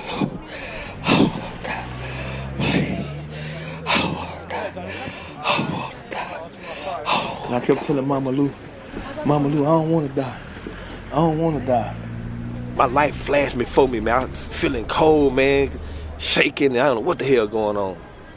And the ambulance come, policemen come, man. I remember being in the back of the ambulance, man. And I can hear him, the officer telling the people, man, we got Badman got 2 shots, and the other one like he been shot about 7 times. And he's not responding, so I was breathing still, man. Roger was unconscious. They were working on one man, about 4 damn people that trying to pump Roger. He couldn't punch me. You know that the little, you know, you do the little press on the chest, and you know, trying to bring him back, man. That nigga wasn't doing nothing. And I'm standing up there crying like a little, girl, man. Please don't let me die, man. Y'all help me. I'm begging for my life. Units responding to the shooting, switch to or remain on channel 2. Channels back to normal. 315 and 314, there is at least one person that's been shot, but they're saying there's... Lincoln 25, send me a whole bunch of available cars, all 3 districts. Copy, all available units respond to... And Roger had told me a long time ago, man, you dealing with these streets. Either you're going to be the author of a lot of black ties and black suits, or you're going to do a long time in prison, man. And I was married to the street. I was married to that money, man. I was locked in, chained. I wanted to... You know, I always say give it up or die with it. Hey, I want to give, I can't give it up. I'm in it. And shit, I thought I was in it to win it, but shit, I ain't know how to lose it. And so, man, the police told him he gonna need a escort to get to Ben Tar, man, and they probably gonna need the night flight, man. And I heard they had about 20-something laws blocking off the streets, getting them ambulance passes to get to Ben Tar. You would think the goddamn president was in the ambulance, the way they had them damn streets blocked off, man. And I'm steady coughing up blood, man. And man, about 5-10 minutes passed by, I think, man, man, you ain't gonna believe this. This little puny ass nigga, 15 years old, man, Roger, packed 2 357.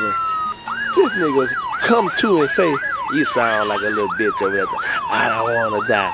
Oh, please, tell me I don't wanna die. I don't wanna die. And man, this nigga, I looked at this nigga like he was crazy as hell. Nigga, your ass was unresponsive. And so we got to Ben Tar, man. Them damn nurses did their thing. Them doctors did their thing, man. I thought Roger had died, man. The ambulance was soaking with blood, man. That nigga had blood. Man, nigga hit 11 times with a desert. Nigga holes was in this nigga ass, man. Looked like pink tennis balls. How big them holes was. I ain't lying. Shit, that nigga had holes in his back, his arm, shoulder, leg. That man was hitting that nigga ass. That nigga was shooting to kill, man. So I don't know if Roger died. I was kind of feeling weak, so I couldn't breathe. So I remember trying to do surgery on me, and I had to sign from the authorized surgery. And man, I heard the nurse tell the doctor, man, the doctor heard he going into a stroke. I hear him count down from 50, 49, 30. I'm thinking that my damn life about to be. When he say 0, I'm dead. Mr. Barry. Hey, helping room 8. I'll find a pulse. He's not breathing. Someone call a code blue in room 8. Room 8. Code blue. My mama in the window, man, she crying. And they said, well, the nurse told the doctor, let his mama sign the paper, to do they had to cut my stomach open and fix them holes that was in me. And the man said, nah, his career on the line. The doctor said, nah, he over 18, he still conscious, he can sign. And man, I ain't got no damn, man, I'm about to go into a shock, can't breathe, man. My life was, man, I had seen everything I did wrong, man. I was like, God damn, man. In them damn streets, man. There's a nigga 45 in the stomach, in the chest. And man, I was blessed by God, man, and made it to that paper, signed that paper with a line. I ain't had no strength. So I don't know if Roger did or not. And a boy coming there, he just got shot with a pump in his stomach. He said, yeah, man, they had me in the room with Roger. And I said, Roger, is he still living? Shit, I got shot twice. And shit, they shot Roger about 7, 11 times. Shit, I ain't know what Roger was going on, man. But Roger a dangerous dude, man. So you can't shoot him in the leg. You got to take him out right there. And man, me and Roger ended up meeting in the hospital, man. And soon as he seen me, y'all ain't brought this little whole ass nigga. He 15, y'all. This little crying ass nigga in my face. I'm pulling my little IV thing, walking bent over like I'm 90 years old. I'm like, barely, cause my lungs, my lungs, I'm barely breathing. I'm thinking, what's up, Roger? And he got all his strength. Oh, man, don't come here with all that wine, all that little whole stuff, man. I told your goddamn man, you either be an author of a lot of black ties and black suits, or you gonna be able to do a life sentence. I said, nigga, you wouldn't, I got no breath and we arguing. I said, man, you should never been messing with that goddamn nigga.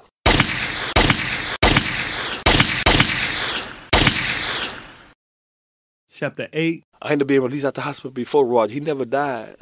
He had a lot of damn holes in him. Them the holes size of a tennis ball, man. I ain't lying. So I got that, man, they have a damn dime. Took all them losses. Them losses caught up with me, man. Cause I had some money saved up, man, before Blair went to jail. But like I said, they told you don't trust nobody. I was leaving all them dopes, $500 worth of dope with rocks, with different dope fiends in different apartments, man. I'm telling you, I was, man, all them losses, man. And I found myself ground zero without a dime. So a friend of mine, sister, met with this big time dope dealer on the north side. She called him and he came sit down and gave me an interview. He told me he didn't want no trouble. I'm too weak to do any damn thing. I got 2 clean New Yorkers and my bills due. So the man in front of me 2 things, man. I think like 20 a piece, $40,000 for 2 keys. I don't know the price of them now.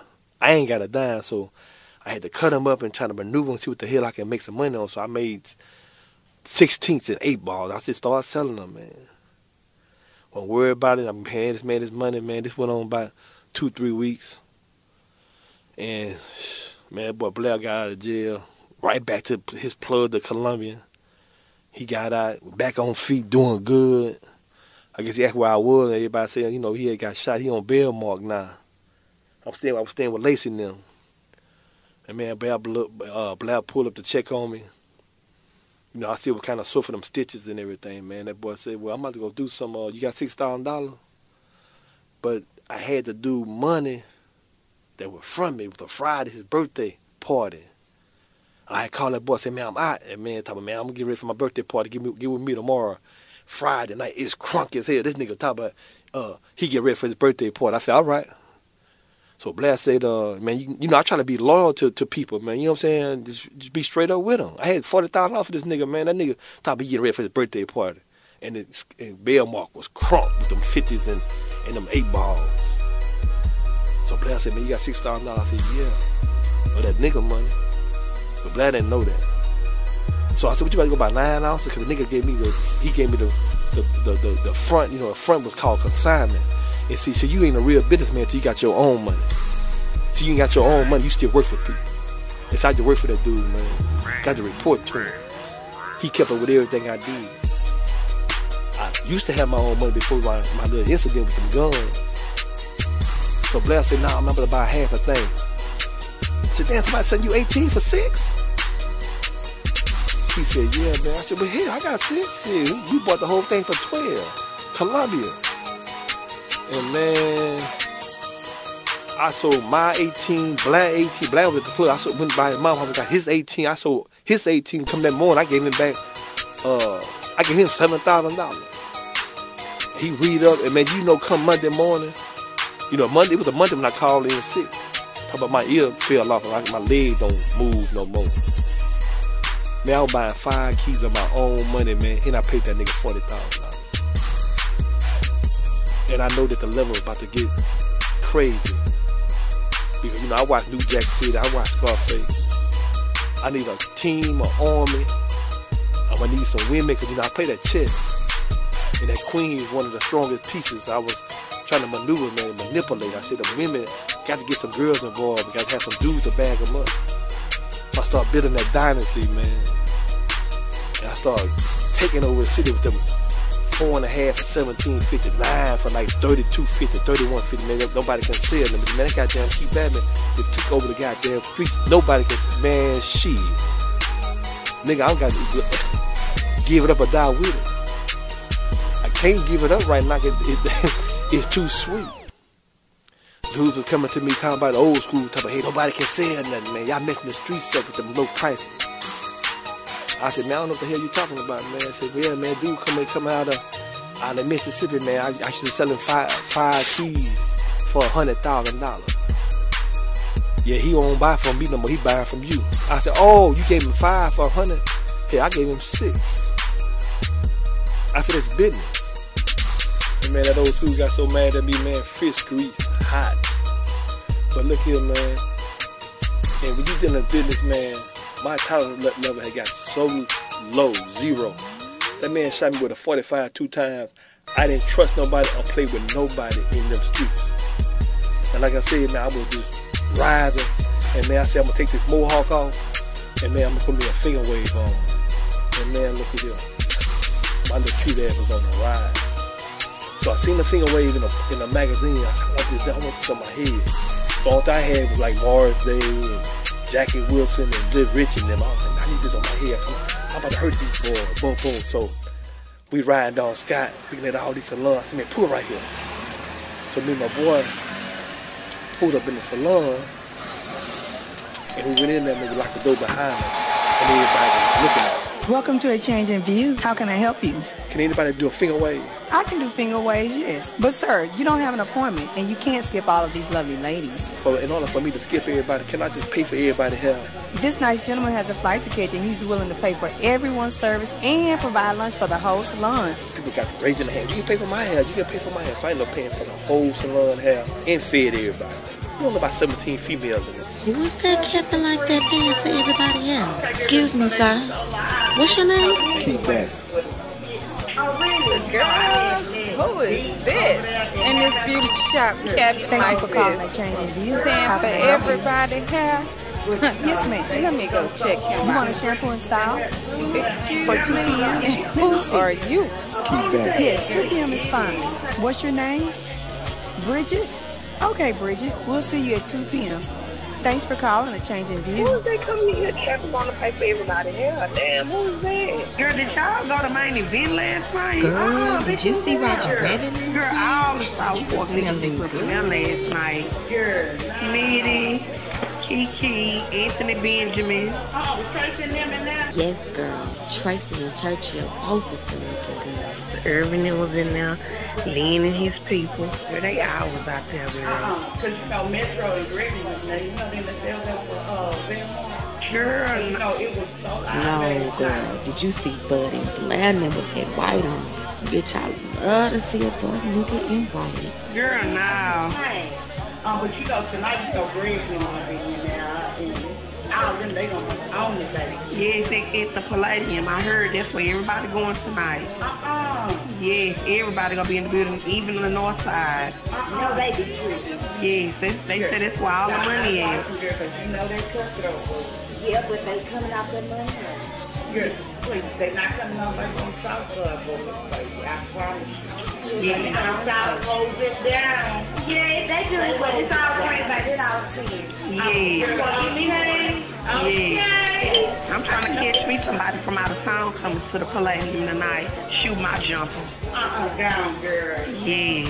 But you know you got to be honest with that deal, though. Because you know them chicks with Levi's be working, baby. Yeah, so that's Levi's with that. So that's the $5 for the night, huh, again? So everybody doing Levi's? Yeah, and going to the Palladium. Yeah. Come on. After the nail shop and the mall, right? You gotta get out this time, y'all? Yes. Yes. Okay, then. And like I said, the reason was I ain't need nobody knowing I was coming, because I said I didn't want to leave there and get robbed in the parking lot. A little cute nigga with a finger wave. I used to always attract trouble, man. The dudes don't come up trying to talk to the woman. They come up there flirting with me. Gonna tell my little mama, talk about, damn, baby, I don't know who to ask for their number, you or this little pretty ass nigga right here.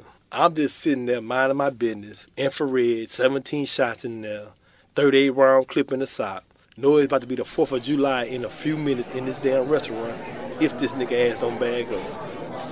But one thing about the judicial system on self-defense, you got to draw the nigga to you and make him hit you first. And we sitting there eating, man, this dude's drunk over here, the girls keep looking at me, flirting and everything. You know, they say tricking ain't dead, but I suffer from a tricking disorder. That's right. If you ain't careful, you'll lose your baby mama. For real, for real. You know, I know to go to the mental of them niggas. I go to their baby mama, make them niggas mad at it, like I said, than what they was. So we in the restaurant, man, we just eating, man. This dude steady flirting with me and my little friend, man. And I draw them to him. I said, "No, you just talking." And they go like, "What you say, nigga?" I said, "You just talking." "I'll whoop your motherfucking ass." And I said, "Yeah, you again, man." "Oh, little pretty ass nigga, what you gonna do, break your nail or something?" I said, "Oh, you ain't gonna do nothing. I'm instead of getting the nigga mind, tell me he ain't gonna do nothing." And man, that man don't know I'm dressed like a damn police in there under all them clothes. I'm clean, I'm Rolex up. And man, this nigga, I had to talk and get in this man's mind. But this man struck me, man, in my eye area, and had my eye bleeding. And guess what? He hit that on button, and it was all systems go. My lady friend begged this dude before he hit me. Please, sir, can we just buy you and your friends a drink or pay for y'all food? Oh, punk ass nigga. Oh my God! Yeah, man, why was y'all so mad? We was not bothering y'all. Baby, are you alright? Calm down. Oh my God, he's bleeding. Somebody help us. Please. I don't like him anyway. Damn, man, what happened? I go to the damn bathroom, I come back, all this chaos going on, man. What's going on? Did somebody call 911? Baby. Shut the fuck up before I hit your ass too. Fuck you, you punk ass nigga. Y'all ain't no business putting y'all motherfucking hands on him. Y'all done fucked up. Y'all bitch ass niggas been fucked up now. Excuse me. Do you need us to call a paramedic? My eye was bleeding. I hit the ground, I rolled over like I was like having a seizure or something. They don't know what to do. I'm over there gagging. I gagged just enough to take that damn infrared 9mm off that damn holster. And when I rolled back over, it was the 4th of July and that goddamn.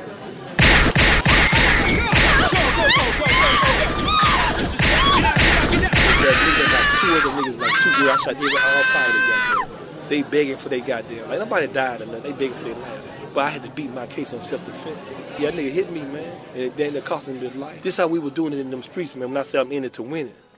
And I was getting it how I lived. This is how it was, man.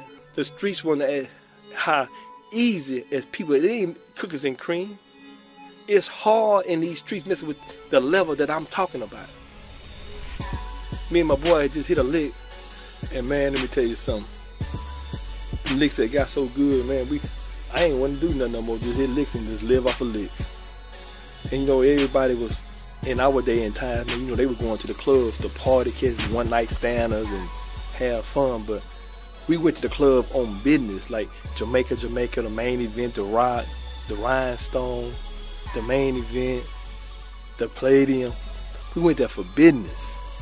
And my boy Smitty had it so smooth, you know, he'd go in there, sit down, looking good, smelling good, and draw all the Jamaicans, Mexicans, Colombians, Cubans to him. And they'll come to him talking about business. And man, I was on my way up there one day, man, to meet Smitty at Jamaica one Tuesday. And he had a lick set up, man. These boys all on his face with the 15-5 prices, and Smitty had told me he was already getting from them. And man, look here, we set up another lick. I said, what? So Smitty said, man, I was getting 5 from a man at like 15 a piece, so that was like 75. And I said, what I need to do? He said, you get your same old thing, make sure your hair done. You know, I was wearing that finger wave. Make sure your hair done, walk in, pick the bag up, drive. Don't turn back, just keep going. And he got it from there. I said, man. That's what that boy Smitty was doing, man. We was always up to something. I tell guys all the time, you got to understand business. Going to the club, buying drinks and just tricking off your money and everything. We went to the club for business, trying to find us a lick. Find out who got money. Money make money, then money take money. And plus we had funny money to do funny business. Y'all didn't get that one, did you? And man, as time went on, man, the level increased. And man, guess what happened? I experienced my first dope shortage. Didn't know what was going on, how to do it, how to get to it, where to get it from, how to make ends meet. As the old people say, if things don't pick up on the things. I don't know where the things at. Called my little Colombian man. I said, man, what's up? He said, oh man, maybe tomorrow, nothing right now. A week passed by, calling me, he said, oh man, hey, Kuma Star, hey, me don't got it. I said, what? Man, it's been a week, so I started panicking, man, because I ain't never experienced nothing like this. And remember, I told you, they taught me the street, but they ain't never tell me about the work will get short and it ain't gonna be nowhere. So another week passed by, then even a month passed by, man, it was nothing. Steady calling this boy, man. Hey, man, what's up? He said, Kuma Star, hey, my friend, man, me no got it, man, nowhere, nobody got it, man. Oh, man, if people stop it right now, later. And, man, I got tired of that nigga talking about later, man. I got an overhead out of this world, got a tricking disorder, bills everywhere, man, my little mamas everywhere, everybody need to get to the mall, new Chanel purses out, man. I mean, I'm talking this in life and times of a real player-like nigga, man, got to take care of his business. So when my little mama was calling, man, talking about, hey, I've been calling you for a month, you ain't answering the phone and everything. I was like, no, I ain't answering the phone. So why you got to answer with me? I said, man, look, it's very simple. Man, I was so mad because that dope shortage, man, my little thing wasn't even erect, man. I didn't want to have sex or nothing. I was calling my people, man. They were talking about, what's up, Dan? He said, man, nothing. Everybody looked like they just left a funeral. So she say, I've been calling, you ain't answering the phone. I said, no, man, and yeah, I know her. She said, what's wrong? I said, man, I ain't got nothing. And you know how they do. You got me. I said, but you ain't got what I need. And he said, what Big Papa want for mama? I said, man, I need something, man. She said, what? I said, what I do? And you know, she being green, college girl, ain't never been on the street. What you need? I said, man, this. And man, you know, she was working for the city of Houston. And man, she said, what is that? I had to show her, look, it wasn't no work, man. I had to show her some pictures. And she said, oh. She said, well, I got a sergeant friend that's over transportation. I said, really? And I was like, don't know what the hell she talking about. Give me a few days and I'm going to call you, all right, babe? I said, well, how you know he going to come on in with it? Well, he been trying to fuck for 5 years now. And I usually don't do that, but I'm going to have to give him what he wants so I can give my big daddy what he needs. So I can keep you happy, baby. I said, that's right, little mama. Do that for daddy. Yeah. And man, she said a few days, she called me that morning.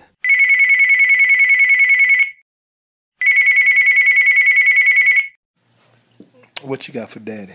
Hey, this the deal, but I'm gonna need to talk to you in person. Look, they got like 75 to 100 of them things. But we gotta replace them because they got an inventory. They gotta take them from downtown and move them. Move them where? On Makawa. Well, that's where they burn them at. Really?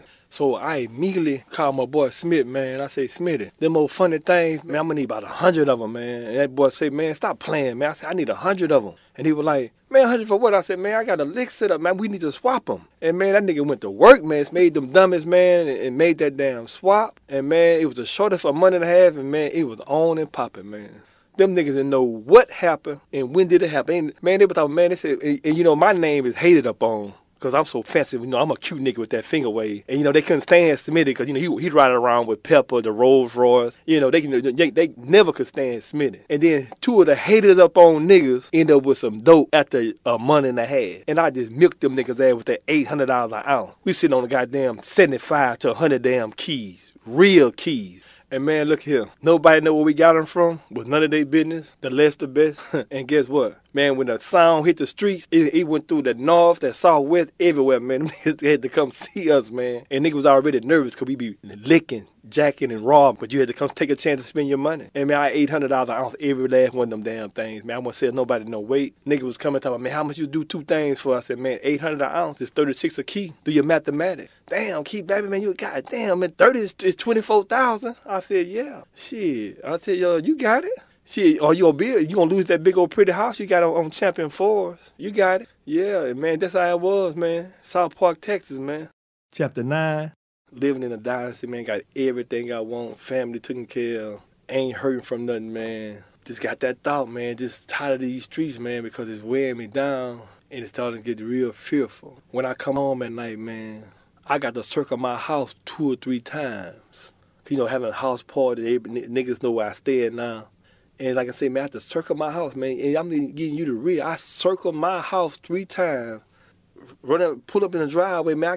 I'm about to go to war. I got 2 guns in my hand, pull up in my driveway. And I really got tired of that, man. I mean, it started getting war. I mean, like I said, man, it was like somebody gonna kill me today. I'm gonna go to jail today. I'm gonna get shot in the back of the head, back, or anything.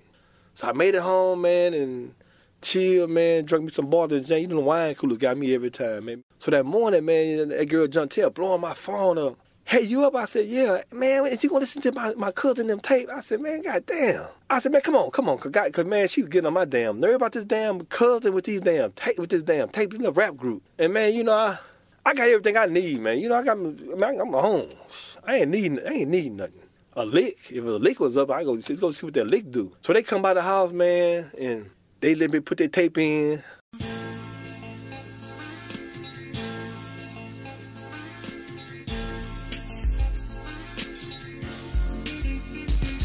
Down in Houston, we ain't scared of no fucking police. I drop my 40 cause my hand full of chicken grease. I'm talking shit cause I crack my spoiler. Aw shit, there go the motherfucking Allers.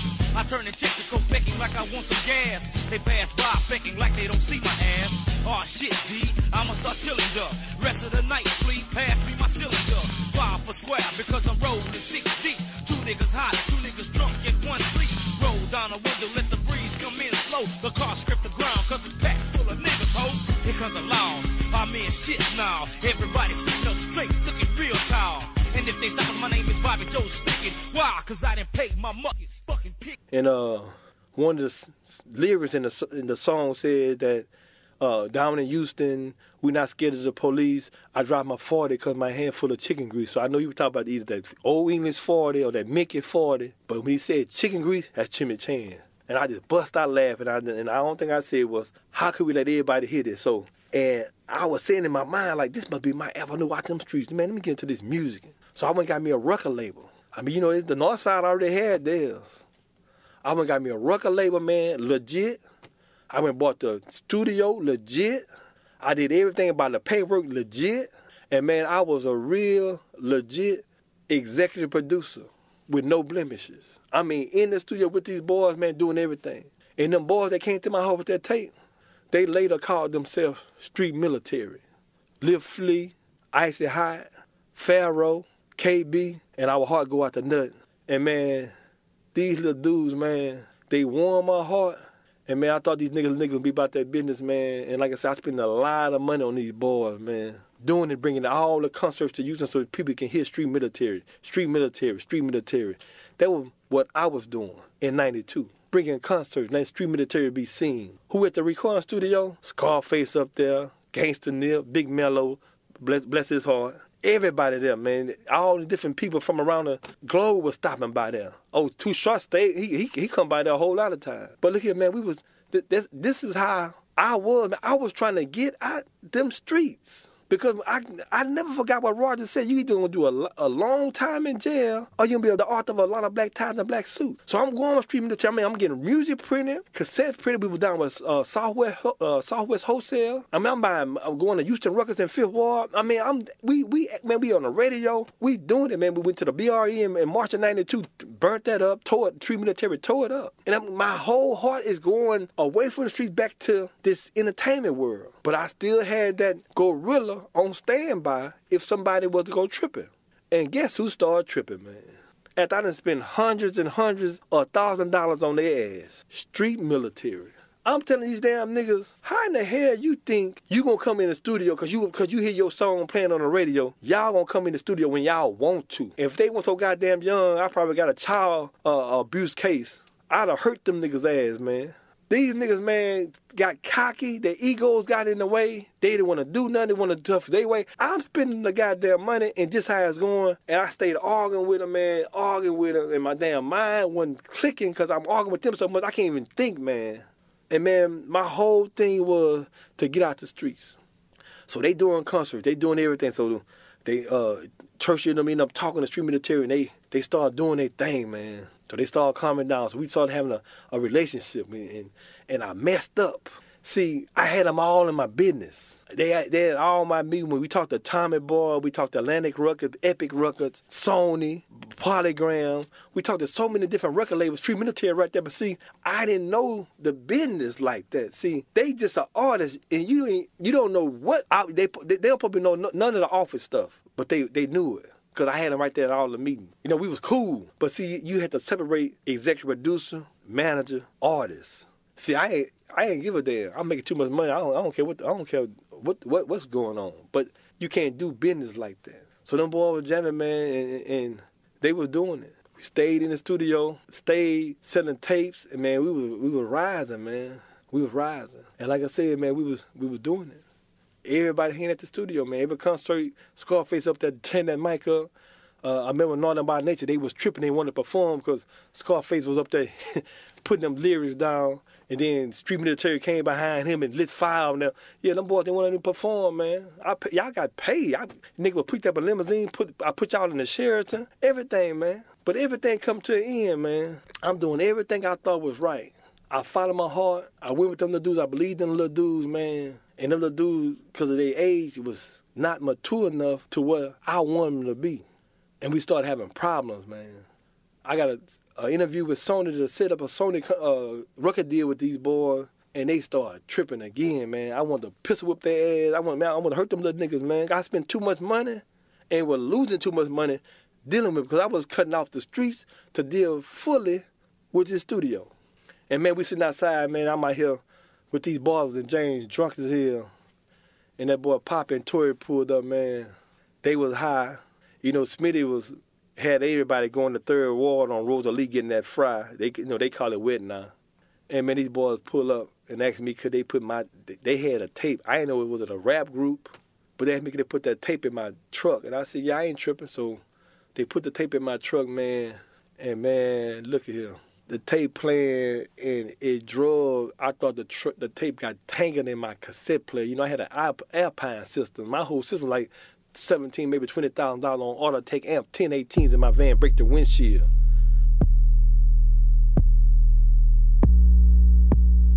Yeah, that's how we was doing it. And I ran. I said, man, get the tape out my truck. It's getting tangled up in my cassette, man. Pull it out. And I'm running toward the truck. Ain't nobody else moving, man. And they injected that goddamn cassette out my damn my tape player. And I looked at it, man, wasn't nothing wrong with that damn tape. I said, man, what the hell that was? And they said, oh, man, that's that screw. I said, that's who? They said, that's that screw. Screw. Well, goddamn, his goddamn ass is screwed up. You mean to tell me you crazy-ass niggas high as hell and listen to some goddamn music going slow? Y'all done turned the pitch down on the turntable. That music was going like double beat, and it was going slow as hell. I'm like, how could y'all niggas hear that and play that? Talk about, man, you, they laughing at me like I'm going crazy. I'm like, you know, I don't get high. I drink the wine cooler. And man, they jamming this nigga, man. He going live, man. I was like, going live? Man, that nigga ass needs to find out what's going on. But see, they high, and that fry make you go slow and move slow. So now they listen to music slow. So one day we was riding, and we, you know, Friday night was Carrington's, and yeah, everybody be talking about Caro now, yeah. You niggas don't get the Pillars no credit. The Legends don't get no credit. Carrington was just a pool hall. That's right. That's all. Nigga, when we come through there, we made Carrington what Carrington. That parking lot got lit up not because it was a pool hall, because Smitty, Keith Babin, Anthony Benjamin, Lean, all these baller ass niggas, Craig Hicks, was at Carrington. And all of them suffered from a tricking disorder. So them girls knew with them type of niggas inside Carrington's, the damn pool hall was one bigger than goddamn Beverly or smaller.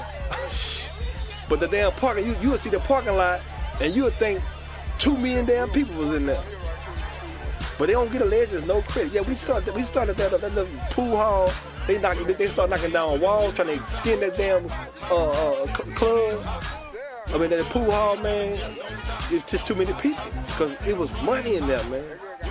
And guess what I ran into? I was in there one day. I seen that goddamn DJ Chill.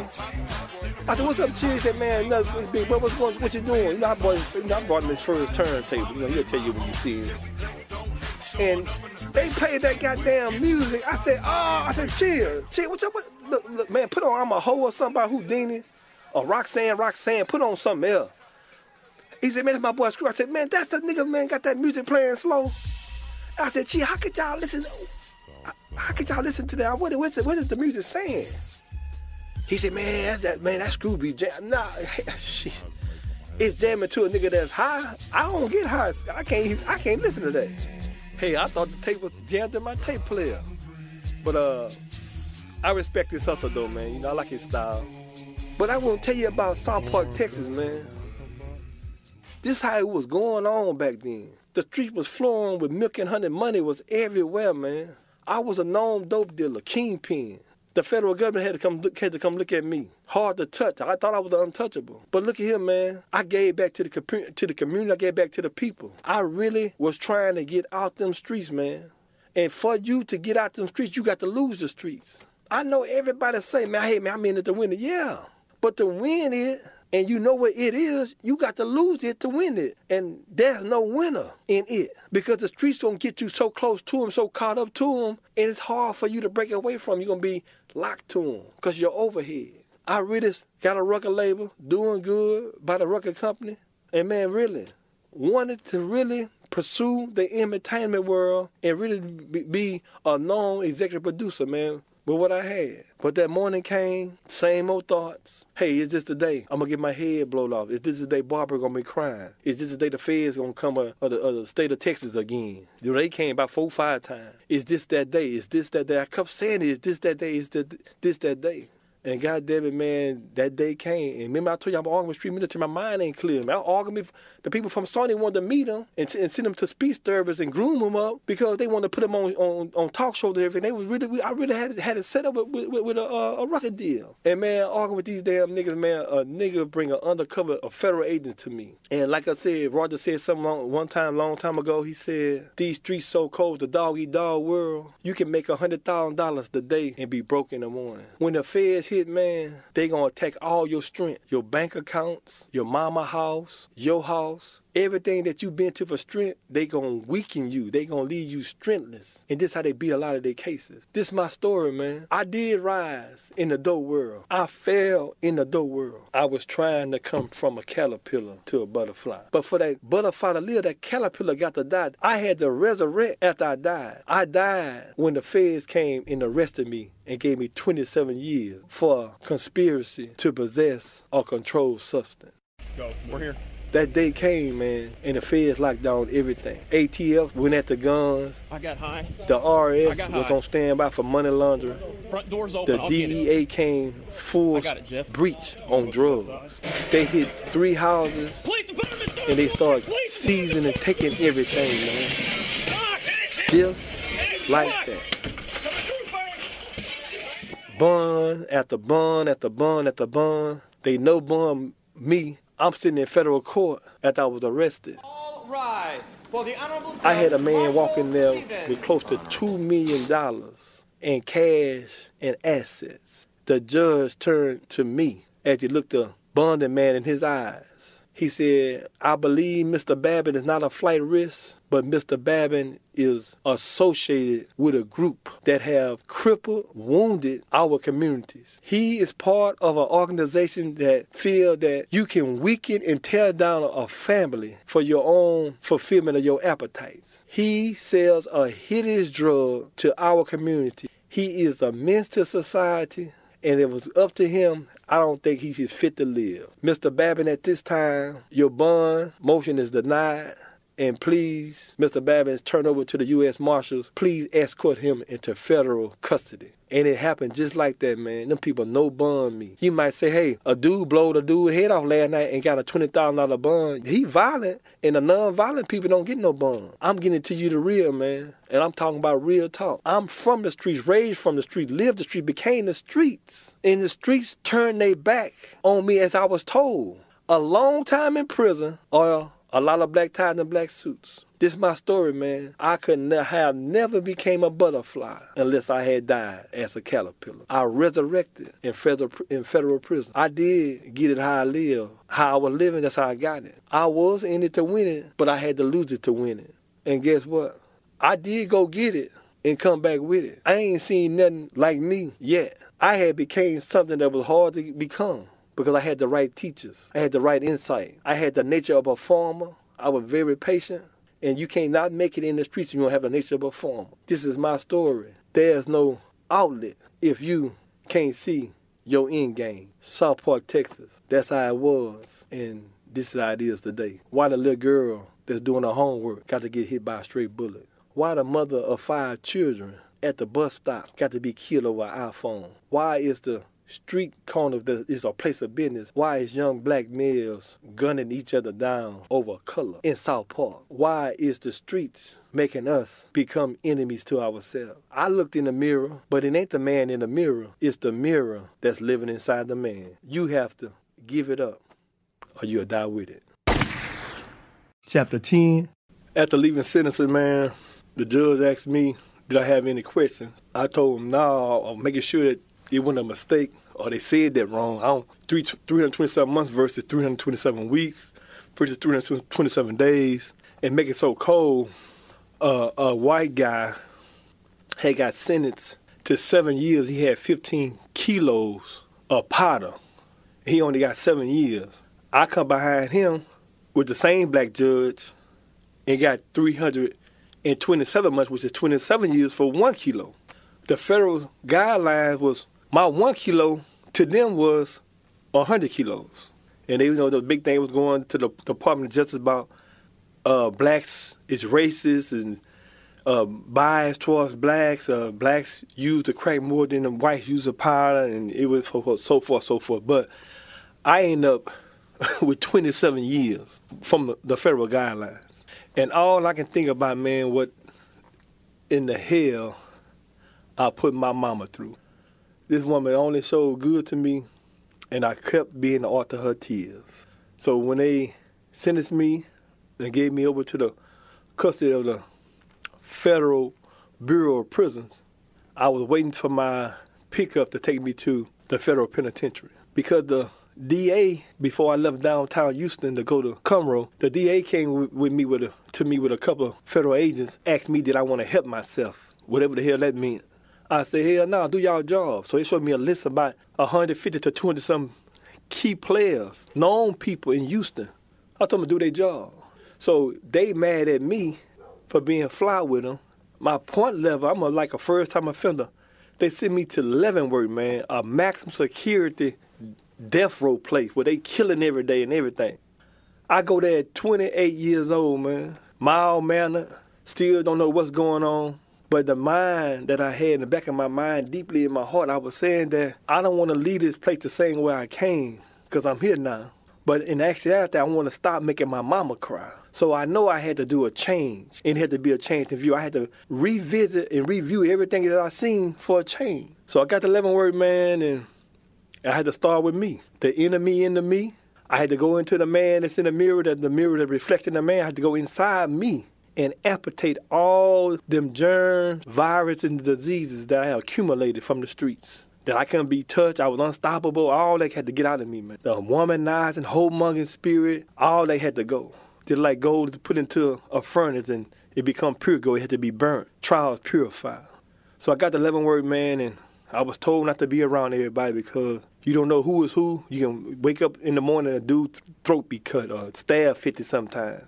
So in my mind, still saying, I'm here now, but how could I stop Barbara Babin from crying? I keep on being all her tears, man. I mean, I'm getting shot, this case, my previous cases, my previous shooting, stabbings, all the way back to her birth, man. I keep on making her cry. And, you know, she made the thought, she said, well, baby, you there. I'm sleeping now. Because when you was out, I didn't know when I was going to get that phone call from the hospital, from a policeman that you've been shot or killed.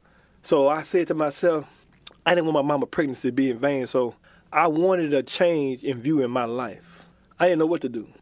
I went to one of the services I visited 9 different religions, studied them, from the Islamic, the Christianity, Hindu, Buddha. I was in all of them because I had so much pain, man. The frustration was so solid. The tears was invisible, still trying to play hard. I had to really find myself first. I didn't know who myself was. I had to find myself. I had to find self first, then start my path. And so, man, after studying all the different religions, I decided to go with the Bible. It made most sense. It did lift my burdens up and break the yokes. It did give me a better insight. So I went to commissary and bought about 10 tablets and blue pens and wrote the whole Bible down on tablets trying to remember everything. So I studied the Bible for about 15, 16 years. Read it about 12, 13 times. A quote in the scripture for you right now. That did not still move my pain. I got in prison. The streets turned their back on me.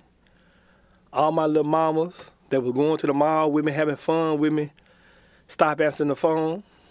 All the homies, after about the first 6, 9 months, stopped answering the phone. Everybody that I didn't pay for your mama house off, mortgage money, put you in Benzes, they stopped answering the phone. The streets does that, and that's what it did to me. For me to be reconciled and resurrect, I had to stop being and thinking who I was to become something that I'd never been. And I was on a journey. I took prison, I made prison become church, and church became an education. I got a GED, started taking courses and everything. I'm sitting there, man, without nothing.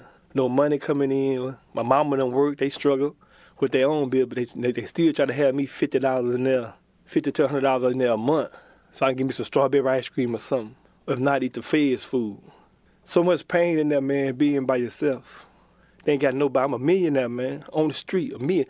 A millionaire, man, ain't got nothing. So I had to get deep into my transformation. And what I did, I started fasting, eating garlic, running 5 miles a day. I had to get my mindset. I had to disconnect myself from the streets because the streets make your time hard. Worry about what little bit doing, what little black them doing, who at Karen's and what they doing on Martin Luther King on Sunday. Make your time hard. And no man want to go into prison and come out there the same way he came in. BET was not my thing. Watching TV. I went 8 years with no TV. I fast 14 days a month. I studied the Bible. I purify myself to become a better person. Man make a man into a beast, but God make a man into a man. I'm 29, 30 years old, maturing as a real adult. The vulgarity or curse words departed from me immediately. Started acting like a little man, a little gentleman. Everything was yes ma'am, no ma'am, yes sir, no sir. I didn't betray an image to attract people. I just been a 100 nigga, period. I ain't need no help attracting nobody. I ain't scared of nobody. Dude would say, well, everybody come into prison, they run to the bottom for protection. I ain't need no protection. I know how to get me a nigga ass if I needed to. I ain't have a confrontation. I went 16 years, not one fight, not one confrontation, because I was in the federal prison, but I was rebuilding myself and my life for when I leave, so I never go back.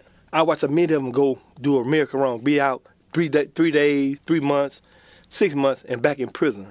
But sitting there, man, and boys was helping me. People had families helping me. I started ironing clothes with flour. My Mexican boy showed me how to iron clothes. I started charging everybody $2, so they would pay me in stamps. Well, here, I was doing 40 uniforms a week. I had 2 lockers worth of commissary. My grind didn't never leave. I still am a hustler. Then I started loan sharking. Then I started making the bookie tickets for gambling tickets. I was surviving, man, and I was getting it, man. Working out, getting federal fine, doing it. But nobody from the street know what's going to happen when you go in that place, man. Go in there trying to be tough. The niggas will find you dead in the morning. You ain't got all that. You ain't got them 15 niggas you were with on Martin Luther King or down Macau or across the track somewhere. Them niggas you riding with, they ain't with you right now. You by yourself. And guess what? Them same niggas ain't gonna send you nothing. They gonna turn their phone off. You ain't gonna better call them. So my mindset as a young man, I made my mind up to change. And I said to myself, if I can change, anybody can change. So this is what we say in South Park, A Change of View. Look at the streets a little different. How many mothers are being hurt because their sons and daughters are being stripped from them and gone hauled off to the state penitentiary or the federal penitentiary, and a lot of them dying inside there? How many mothers right now ain't sleeping because their son out there or their daughter out there in them streets, and them streets don't pay for keep it, they'll kill you. And then being here, you got to deal with yourself by yourself. And a lot of people can't do it. A lot of people mind crumble. I watch guys go to the medical and come back walking. They will call them slow motion.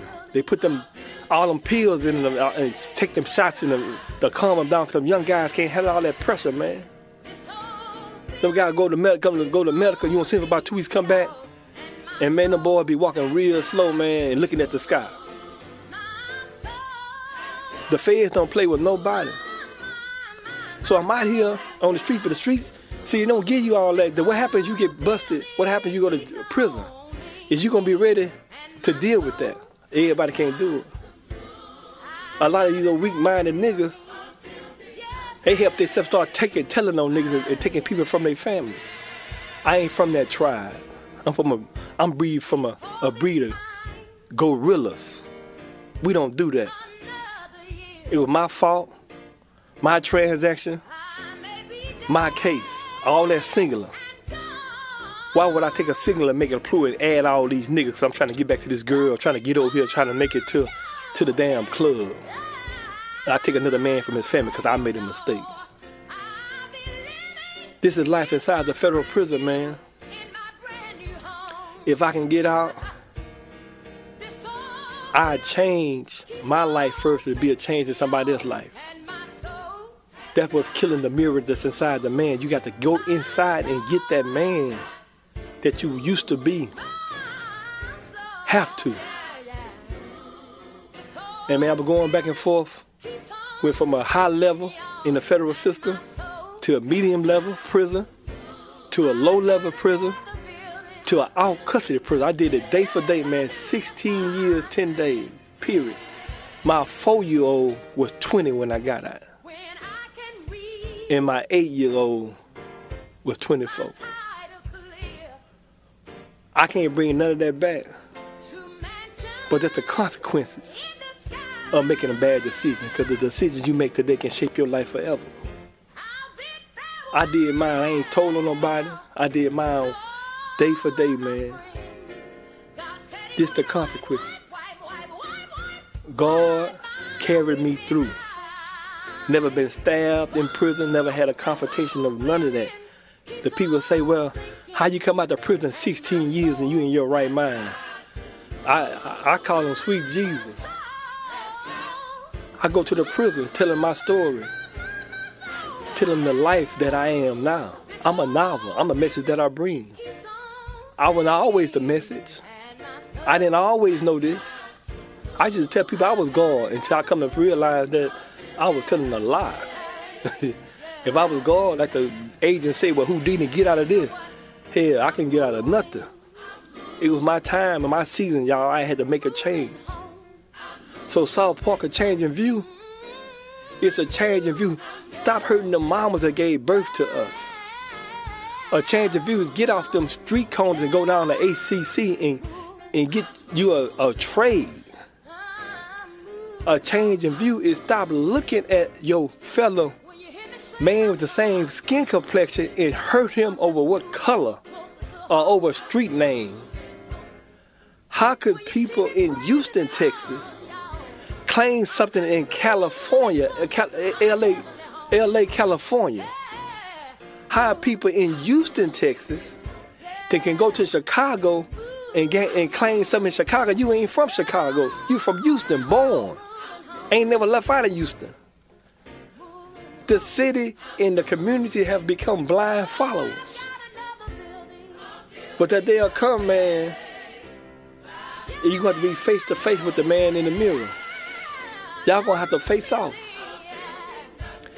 And as that boy said in that song, I never seen a man cry till I seen a man die. One of y'all going to have to go. And going through it, man, 16 whole years. I went 16 whole years. With a lot of grind, a lot of sense. Ain't ashamed of none of it. I be at the club and telling them little cookies, I did 16 years in the feds. And them little girls type, oh my, really? 16 years? All right. Once y'all having sex with that, nah, we had no sex. Oh yeah? Oh, stamina strong. I said, I don't know. But this is the life and times of a king that was on a dynasty that fell and now is living a resurrection. People come out of prison, people keep talking about a white man. Oh, the white man, this white man. No. Go down to HCC and get you a trade. Damn fool, what is you talking about, a white man? A white man ain't got you smoking no damn cigarettes. A white man ain't got you begging on no corner. A white man ain't got you not going to school. A white man ain't got nothing to do with none of that. You are choosing your own tomorrow. So I got out and got caught up in my mouthpiece. You know, I got the gift of gab. I got that from the streets before I went to the feds. So I was introduced to hair. They call it weave. You know what they do. Yeah, Mr. Indian hair. My boy Jay from California put me on. So I'm talking about a change of view. I mean, I'm seeing the streets. I ain't talking about drugs now.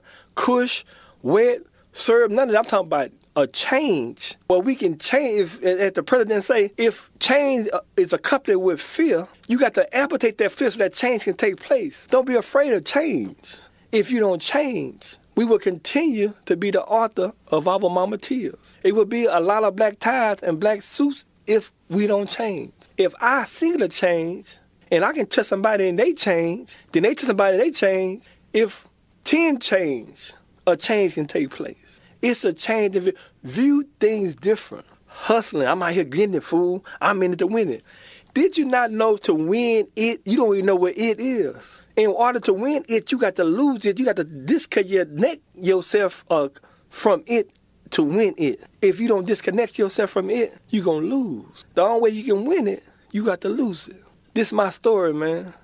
16 day-for-day years in federal prison because I wanted to stop being the author of my mama tears. Yeah, I used to get it and come back with it. Yeah, I was giving up and dying with it.